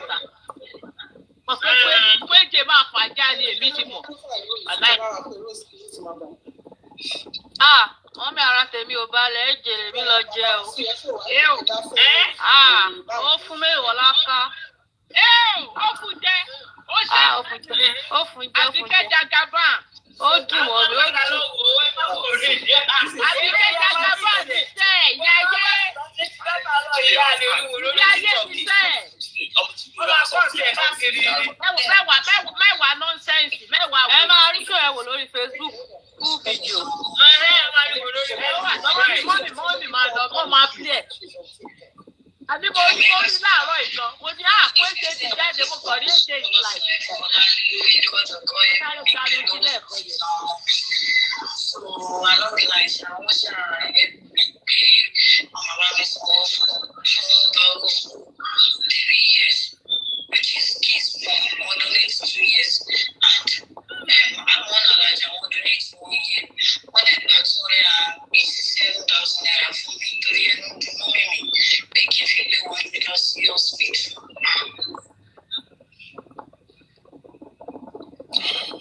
Okay, sorry, this girl has the recording. Hold on. Mr. Wale, do you remember this person? The Balkis, yeah? Yes. Yeah, that's cool. Yeah. Okay, cool. Baliki, everybody in the request section. I'll bring you up. Baliki, coming out strong. Ara àwọn tí ẹni yẹn òun nìkan náà ló ń kọ́ bẹ̀rẹ̀ látara gbogbo èèyàn ló mú wálé òun nìkan. Ẹ mọ̀ bóyá ó lọ pé ni pé kó wá rescue òun ọ́tìtì yẹn ìdíjí ń ta òun. Orí ọ́tìtì tó wá ìdíjí ń ta. Kí ló dé pé orúkọ ẹ̀? Ọmọ ọ̀tún ti sá lọ ó ní èjè ló ń jẹ. Mọ́mì sẹ́rí wálé bó ṣe wà yẹn sẹ́rí gbogbo àwọn tó kú lọ́dọ̀ àbẹ̀bẹ̀. Gbogbo wọn ló máa ṣe ṣọ́ọ̀ṣì á lọ búlọ̀kì ayé wọn lórí ìpínlẹ̀ tó bá wà. Ẹ̀ tó bá búlọ̀kì òun ló lùsì náà. Ó ló lùsì. Ẹ wò ẹ̀kú ìpàjá níjẹta gbogbo àwọn fọ́tò wọn bẹ́ẹ̀ já bọ́ ti Bàlíkìsì ti dé. Alẹ́kùtẹ̀ tó dípá ti ẹ̀rọ tó wọ́n oúnjẹ fún mi. Sọ wá ní pé kí ni mo fẹ́ ní ọ̀dọ̀ àwọn. Wọ́n á ṣàlàyé fún mi pé kọ́ ọjọ́ gbówó skul mi pé kọ́ ẹ̀pù mi pẹ̀lú owó skul fi. Sọ wá ní pé ọmọ mélòó ń jẹ ṣàlàyé fún mi pé ọmọ méjì. Wọ́n wá ní pé lórí owó skul mo ní wọ́n jẹ 16,000 naira tẹ́lẹ̀. Wọ́n dẹ̀ jẹ 46,000 naira. Ó jẹ́ wá òní méjì fún 62,000. So ibi tó ti bá mi donate 62,000 naira yẹn. Wọ́n mi kids mọ̀ máa wá sí òkè. Wọ́n ní pé àwọn ọmọ ìsọ́sọ́ pẹ̀lú 2 years. Tí bọ̀dá alẹ́ náà dẹ̀ sọ lójú everybody pé wọ́n sanwó 2 years ní ẹsẹ̀kẹsẹ̀ ń bẹ̀. So there is one woman like that, Alájà. Àwọn náà dẹ̀ sọ pé àwọn máa sanwó 1 year. Bọ̀dá alẹ́ náà dẹ̀ sọ lọ́jọ́ ìlú pé àwọn sanwó 1 year. Ṣé ọ̀dà sànà bí àwọn sanwó 1 year. So ibi tó ti ń sọ̀rọ̀ sùn lọ. Ọwá rí mọ́mì mi, wọ́n á ní ká pé kí ló ṣe wọ́n lẹ́nu, wọ́n á ní pẹ́nu yẹn sí dùn pé ó ń bú àmọ́ kan tó ń ṣe wọ́n nìyẹn, wọ́n á ní pé kí n gbé mọ́mì lọ sí hospital general ní Kòròdú. Ìgbà tí a tún sọ̀rọ̀ lọ́bọ̀dá Alẹ́ṣà question mi pé ṣé mo máa ń jáde, ṣé mo ṣe kinní kan, mo ní bẹ́ẹ̀ ni pé mo jáde. Wọ́n ṣàní pé kí lọ rìpọ́ọ̀tì stations wá ti mọ̀ pé mi ò ní máa jáde mọ káwọn lè ràn lọ mọ wọn ṣàní kí n kọ ìwé mo kọ̀wé ní life lójú everybody lọ́jọ́ yìí wọn wá ní pé kí n lọ sí police station bó ti bá ti dé station kí n send request pé tó bá dẹ̀ ti dọ̀la ti bá mú mọ́ mi lọ sí general kí n jẹ́ káwọn mọ̀ so gbà tí mo wá dé police station mo send request lọ́jọ́ yìí wọn ò gbé mi sókè wọn àpò bí àtòrí pé wọ́n busy ni so gbà tó dẹ̀ lọ́jọ́ kejì mo wá send tí mo mú mọ́ mi lọ sí general hospital mo wá send request sí wọn pé kán lè gbé mi sókè wọn ò dẹ̀ gbé mi mo tún wá wọ DM wọn láti sọ fún wọn wípé mo wà ní general mo dúró fún general bíi 3 hours wọn ò gbé mi sí òkè mi àtúntò mi dẹ̀ lọ́lé àtìgbà yẹn mo ṣáà máa send request wọn ò gbé mi so lẹ́yìn ìgbà yẹn ṣá bíi 1 week after mo wá rí tí àwọn ẹ̀fọn sọ̀rọ̀ wípé bọ̀dá wálé pé wọ́n gba owó wọn ẹ̀fà àwọn èèyàn àwọn ọ̀rẹ́ mi wá ṣe láìfù yẹn náà sí mi mo wá ṣáà lọ sí ibẹ̀ mo wá sọ̀rọ̀ gbà pé wọ́n ẹ̀pì mi náà níbi ibẹ̀ púpọ̀ mi ò tí ì rí ẹni tí pé 62,000 naira nìkan kàn bá mi sọ lẹ́nu owó school 3 years tí wọ́n gbà fún mi. So lẹ́yìn ìgbà yẹn mo ṣáà rí pé mi ò rí péjì àwọn bọ̀dá wálé mọ́. Ó ti fẹ́ sí blọ́ọ̀kì ni. Ìgbà pé ṣé wọ́n ti fún mi ní owó, mo ní pé wọn ò fún mi lówó, mo sẹ́ǹdì gbogbo ẹ̀ sí mà pé ṣé wọ́n ti fún mi lówó, mo ní pé wọn ò fún mi ní owó kankan pé 62,000 naira nìkan lọ́kọ̀ sówó dam àti tí mo jẹ pé òun lọ sàn. Wọ́n ẹ̀ wá náà òun dẹ̀ máa lọ mẹ́sẹ̀gì wọn. Ṣùgbọ́n tí wọ́n ẹ̀ wá lọ tẹ́ẹ̀sì wọn, wọ́n ẹ̀ pa padà wá gbé wọn. Ló ń ṣe bá wọn sọ̀rọ̀ pé wọ́n ti. Ẹ má jà mọ́ yẹn o, ẹ má jà o, má jẹ́ kí ìgboro náà torí ìgboro tó kì í ti dàrú rẹ̀ ní báyìí lórí ọ̀rẹ́ wálé. Ó ti gan pa o, láìpẹ́ ti gan pa o. I think just one second. I think our network is bad. Okay, continue by kiss.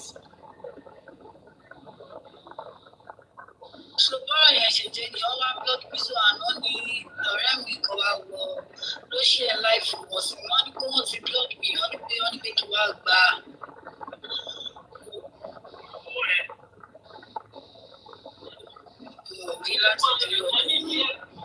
Mo dẹ̀ explain fún àwọn ọ̀dẹ́ àwọn ìgbà mo ṣàlàyé fún wọn lọ́jọ́ yẹn. Because tó bá gbé wọn wá kò tẹ́ kí wọ́n fún ẹ lówó. Ó lè ti owó yìí tó ti wá fi lọ. Àwọn owó tí ò lè yọ. Ó tó ti gbọ́ èyí tó ti gbọ́. Baliki is your pharmacist. She had pharmacist any place that woman from in Lagos because that pharmacy is in Lagos. In fact, that pharmacy is in Lagos because I don't believe that. But the pharmacy they post the SL family thousand count. Believe it. Ṣọlá mọ̀ sẹ́yìn ti 500,000 sí fábíìsì. Ṣé fábíìsì yẹn yóò fẹ́ àná? Victor, if I'm run platform here for a few minutes, I don't want to let it come. Okay, Mr. Wale. Anybody can share story or take a compare Kidiki. Okay, Wale. Now, this Baliki story now. Yeah. The woman that promised to pay for 2 years, did she pay cash for the 2 years? Yeah. The other one that said, okay, she wants to pay for another 2 years, did she pay cash for the 2 years? Yeah. The 1 year, making 3 years. Yeah. Yeah. Did you now pay for the school fees? Yeah, thank you very much for that question. We told her that we can be responsible for the students' fee family. What this does, we told her we were not responsible for the students' family. That's how we do it.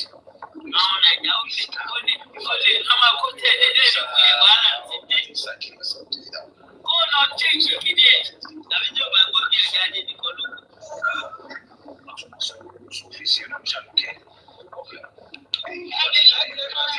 Everybody, Mr. Wale, hold on a minute. Please give me a few minutes. Because I don't know why my manager chose today or 4 days to mute this lady. I now have her on the phone, Queen Fraja, so I want us to hear from her, just so that we have more insight into what we're really pushing. All right, but this is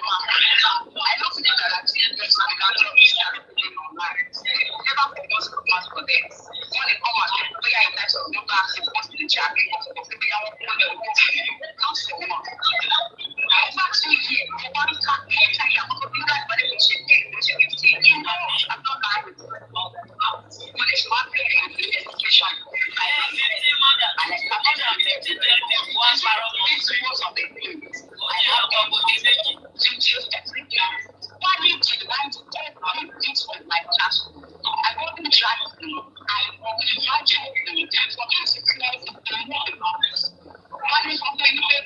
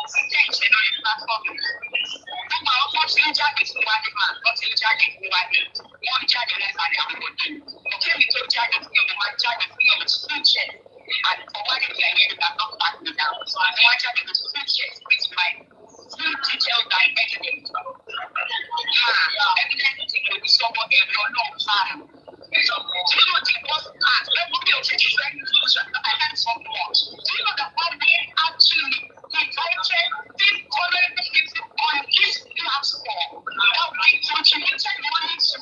Money is in Nigeria. He invited the lady to them at hotel. Everybody look at the agency. It's only money to push it by this one. I have my ending. This is one job. I think the lady has reached out to me. To take over money to my bill on it. From apart from one platform to another. Me, I'm not back now. But they should marry me in the bill. They marry me for bill. But not in Nigeria. I'm not going to pay. Somebody to say that. But to transform the life. No matter social media, the way Nigerians are not helping each other. We have to close down that platform and allow you to continue to challenge, challenge our images. It makes sense. Can I come with a great question? Is this redeemable? Is this something that is fixable? Is this something that, because out of 100, some percent less go out of 100, and they already go up with man. Out of 100, 2% less. One platform has to be closed down, and I know it. This has been happening for over 2 years. No change.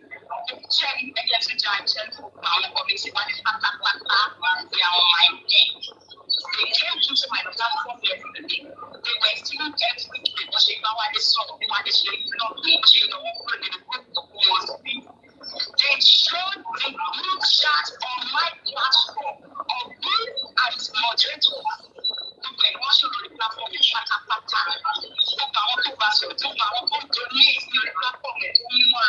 The questions of people they need to change. They need to do this money around it. They're also not precious. They don't want to want to they watch the platform and it. Why would you do that? Why are we allowing such platforms to continue? Commercial days of people have been my head our agenda is to them.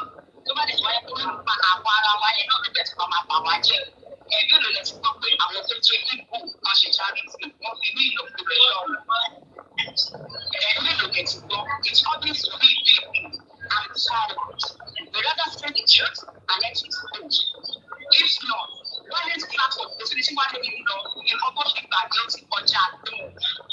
Everyone, again, jack, there was a lady that went to this platform.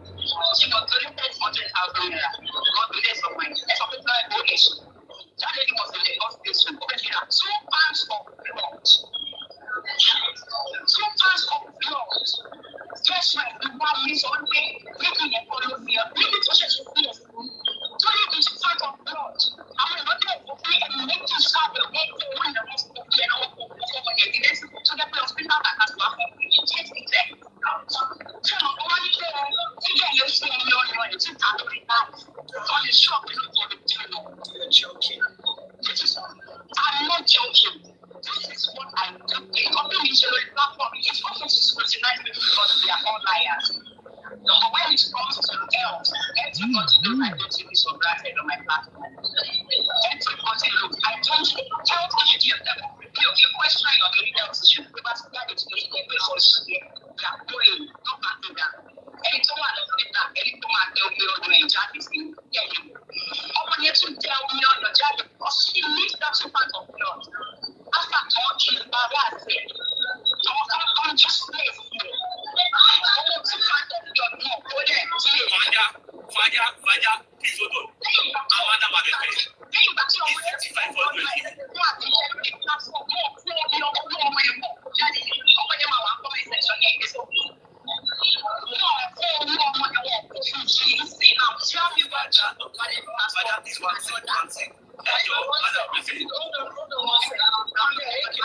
Ẹ bí padà lọ sí ní city ní pharmacy yẹn tí wà ní post yẹn ẹ lọ bọ́ pharmacy yẹn is closed down ẹ lọ bọ́ gbé. Ìfọdọ́ show ìsẹ̀ ẹ̀ títí ni pharmacy tọ́jọ́ sẹ́ni owó sí yẹn ẹ bọ́ gbé is closed down. No, pharmacy. Payment for your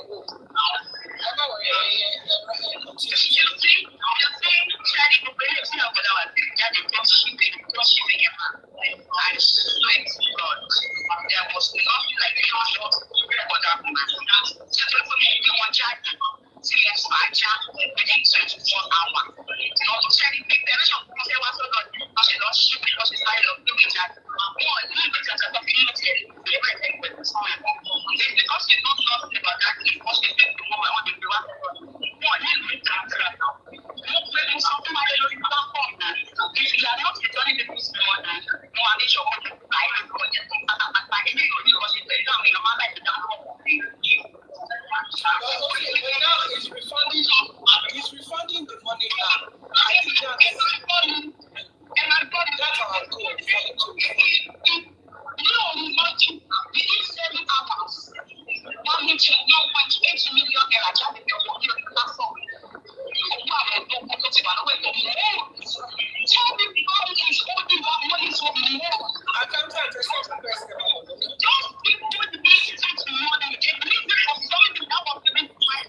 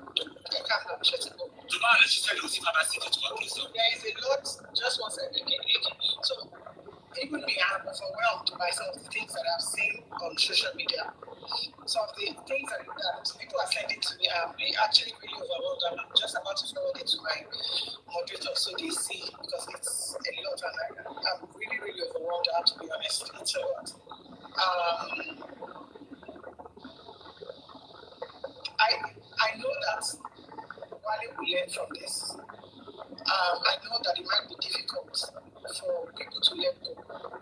And I can't sit here now and say, no, let's let go. But the goal is to clarify as much as we can today. As much people sign off on as many people as we can help today, let us help them and get them out of the way. If we don't achieve anything at all from here, we have achieved one person getting our money, and that's okay with me. If that's all we achieve today, that's fine. I know that Fragile is speaking from a place of hurt because this is somebody that she considers a friend. And Mr. Wale, I want you to keep an open mind when people come online and criticize you or speak on the things that Adeboya give our lady. I said, don't pick anybody. I have a date for now. You have to block anybody. Not share anything.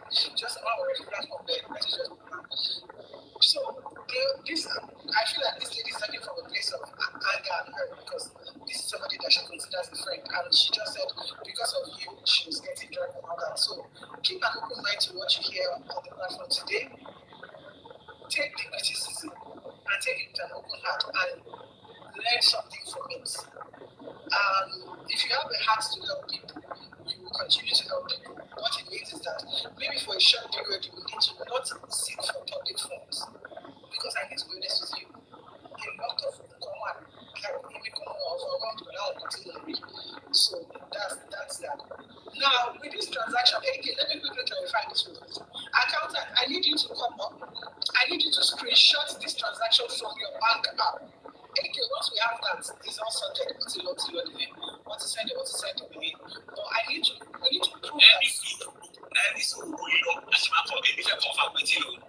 that. And secondly, your sister that come up, the person that sent money to this, she never favor. So I need to say there was a general favor. Yes. Yes, please.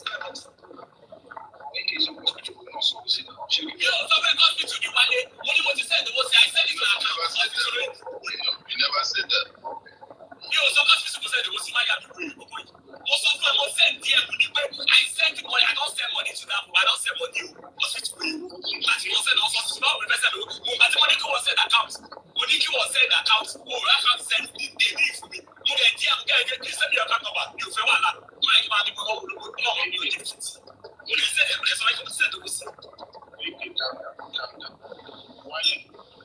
Have you ever made any payment into Chidera Music? No, I don't think so. The accountant can say, please. I'm not sure. You know where your problem is here? The problem with you now is this, you have zero accountability on anything that is happening on your platform. Absolutely nothing. To manage them one more colliding with somebody else on your platform. Because to show us the name of that person. It was AK that introduced that person to you. You confirmed that we paid AK that okay, you've contributed and you've been able to raise 500. AK made his own payment. So you should be able to prove to us that you made your own payment. Do you understand where I'm coming from? Sure. You should be accountable for any mess that this is getting you into. And if you have to find a way of finding that 500,000 goes. That's the question. If I do, I was the question. So I was probably, yeah, I think this platform has a way of giving me because of everything. So season 1 was set up when they set up last year, but I can work on the TikTok some is to work and probably fashion and let's see the set person that's giving us the accounting now. So yeah.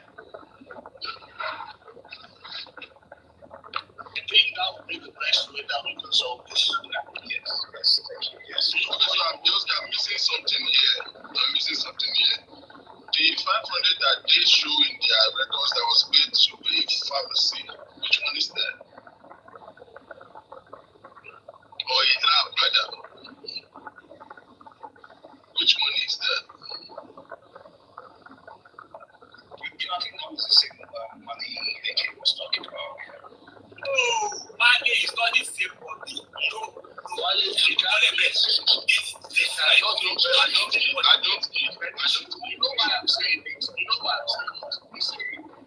Let's look at the root of all this. Yeah. That lady fight access. That you don't keep records of anything until this dragging happened. That's why you start going back to your books and everything to get things. So don't just do a lot of illegal shit like that. So you are bound to make mistakes. It's not something you do on a regular basis. To get opportunity for the client. Consider every time. So if it will not want to November 16th. So the older situation be sure I do.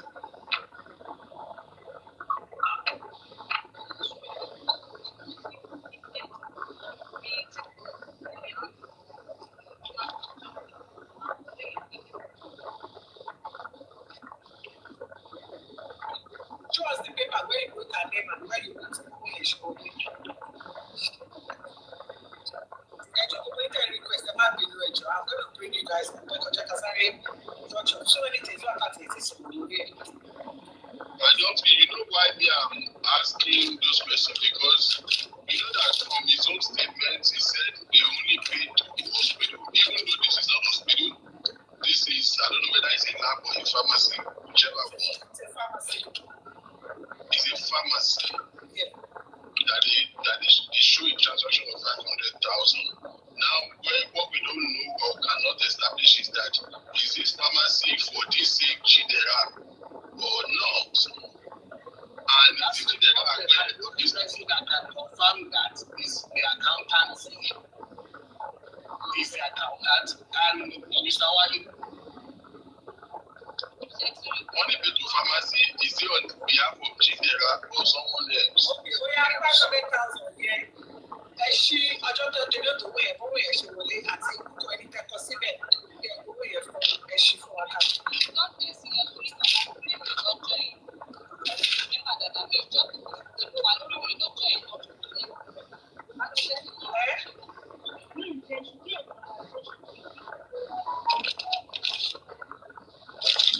I have said this morning.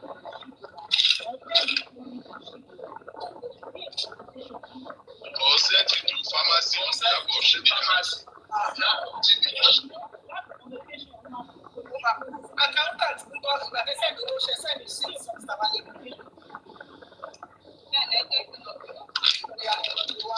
Mr. Wale, Emma, big points.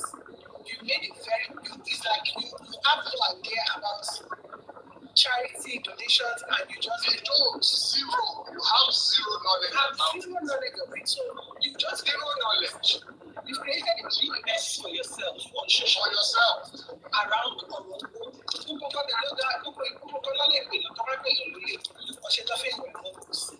You cannot solicit for funds in public and not account for every penny. Again, you have to show people how you spend it. Any mistake, get it for. That's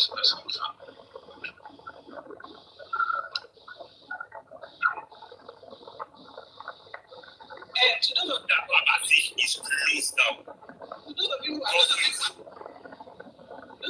coming to my inbox and telling me stuff, Emma, don't come with me with a story and say, I leave it to God. Don't leave it to God. You either want to share your story or not. So if you're coming to this because you want to come and talk about it, don't say you leave it to God. Don't leave anything to God. Malikis, hang on while you have Malikis has to get her money if money was donated for her.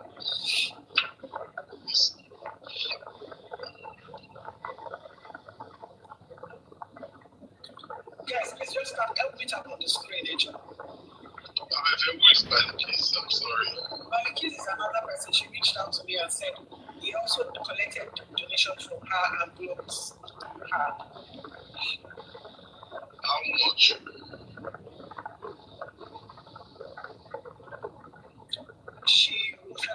Because that's actually for school fees and something. Somebody promised to pay for 2 years and somebody promised to pay 1 year. And Wale has confirmed that the money was actually paid for the 2 years and for the 1 year, and he still has the money. But the thing Wale is saying now is that they've agreed to be paying that money into school as legal. And yes, not that okay, if the person they will pay one-off payments. That anytime they need to pay school fees, take from that money we pay. So since that time and now, has there been that's the new similar in Nigeria now to pay school fees and they don't pay? Èmi kan ni wọ́n sọ fún pé màmá sọ dábì Mojísọ́lá lọ sọ fún màmá sọ èmi kà so sísá mi máa fi sọ wọn sọ fún mi pé kó fi lọ sí hospital sísá mi ẹ máa fi èmi sọ wọn náà láti bílíkì so wọn sọ fún mi pé okay every time tẹ bá ti dáhùn wọn bá ti fẹ́ wọlé o kẹrin jàdá fún wa sanwó every time wọn sọ fún mi. Rárá wọn sọ bẹ́ẹ̀ ọjọ́ ìwé ìgbé ìwọ station bàbá yẹn já mi lọ lẹ́sìn. Ìgbà tí mo lè rí ìgbà tó lọ rẹ́gísítà kí lọ sáìn pé iṣẹ́ àmúrípọ̀ ìwé kan lọ sí ibẹ̀ pé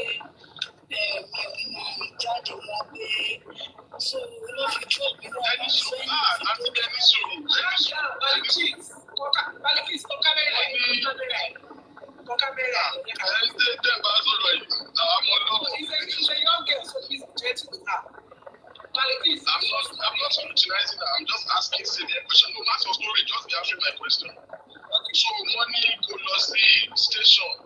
Go submitting. We have to go sign paper. Breaking it. I want you to be exact. Yes, pé kí má máa jáde wọn kí wọ́n jáde wọn kí má máa jáde wọn pé. Jáde kí ló fi láì jáde? Jáde àṣà o. Maybe it's personal. Victor, oh, you're going to hear now. I don't know, maybe. Hey, jáde ọmọ girl tó jáde kò fẹ́ go too deep into that. Let's leave that. Okay. OS. What's he mean? How do they know that the in the first place? Because she shared that. She shared. Okay, so one need a professional in this room. One need police station police sign undertaking. Go in my jáde. Wọ́n ní pé kí n tọ ìgbẹ́ kan báyìí pé kí n lọ sí police station. Ṣé wọ́n sọ police station tó máa mú lọ any police station? Èmi fúnra lọ gbé kí n lọ sí any police station. Okay, ṣé ìgbà tó lọ police station yẹn? Wọ́n wá send the request. Mo send the request kan gbé mi sókè. Pé kí n tẹ̀ kọ́ lè bá ọlọ́pàá kan sọ̀rọ̀ wọn gbé mi sókè. So after that, she wants to suppose to fees at any time. Wọ́n nínú owó 3 years tó gba $62,000 láti sọ wípé wọ́n sì ń sàn. $2,000 yẹn ṣòwò school fees táàmù kan nìyẹn. Mo jẹ owó àti owó táàmù kan méjèèjì. Wọ́n dẹ̀ tún gba owó fún mọ́mí mi $287K pé kí n gbé wọn lọ sí general torí ẹnu. Ṣé wọ́n fún ẹ níyẹn náà? Wọ́n fún mi. Owó tó fún ẹ ni mo fẹ́ mọ̀. Sísá mi afẹ́fẹ́ ní sùn. Owó tó fún ẹ ni mo fẹ́ mọ̀. Ṣé $6,000 nìkan wọ́n fún ẹ? Bẹ́ẹ̀ni sá. Èló lówó school fees ẹ̀wọ̀n wọn? $46,000. Bọ̀dẹ̀ ẹni wá ń jà owó kan tẹ́lẹ̀ ló ṣe fún ẹ ní $62,000 yẹn. Bẹ́ẹ̀ni sá. Láti gbà yẹn, ṣé àwọn ọmọ ṣe táàmù yẹn ti kọjá táwọn ọmọ ti wọlé táàmù mi? Rárá sá. Okay, so táàmù tí ẹ̀sán $6,000 náà lọ́nà ṣe ń lò báyìí. Bẹ́ẹ̀ni sá. So owó school mi ò tí ì dín. Rárá sá. Okay. Ṣé wọ́n block the platform? Bẹ́ẹ̀ni wọ́n block mi. Mr. Wale, please, you're not need to like, why did you block her if you... Can I quickly react? No, wait, now let's hear from me before you react.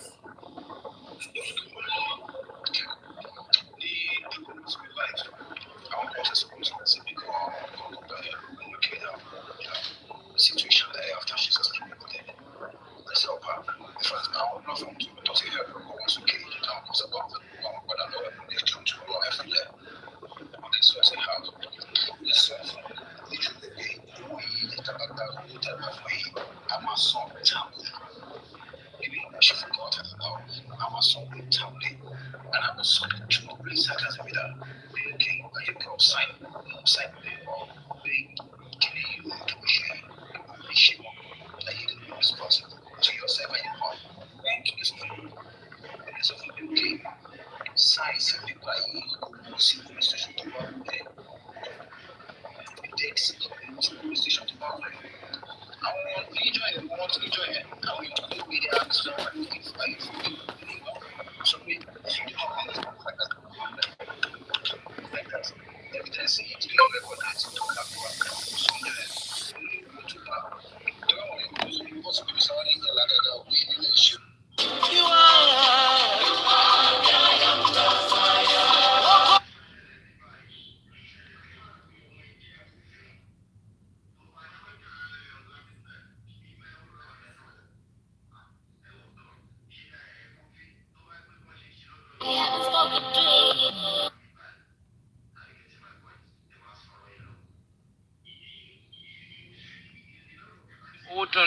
Olúwatósìn. Àwọn ọmọ wọn jẹ́ US citizens. People on legal right to stay in America, so they evict them. So it happens. So the rule in. Kódà àwọn kọ́kọ́ sọ pé wọ́n ṣe ń sùkọ́ ọmọ ẹ̀rọ àwọn nínú pẹ̀lú ní ọ̀fẹ́ máa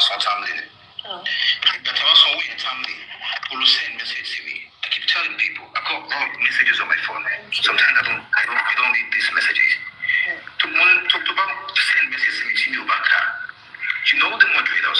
Send messages send messages on moderators. They will respond to you. If they do not respond to you, come to the line. You understand? Mr. Wale, did they block her on your life? That's the question. And we have regulation on the platform. I'm quickly going to put that to you. About our fellow platform, and again, we will be evidence of it. One more. Tabatao for a month of pay, Tabatao for any consign. Stay in the platform and exercise your grievance. Do not go to any platform and fool us. People where you are. So, for me, hospital, she's not looking well. You know. Yeah? I think the mom's here, people in hospital, the bus in hospital. So, for I'm they also put the hospital, you know, there are tens of hundreds of requests. You understand? Ìgbà tẹ́ni kẹ́gbẹ́ lọ sọ́jú ẹ̀ ṣe fún yín nọ́mbà tó máa fi mí ṣàùtì yín tó bá ti dé hospital.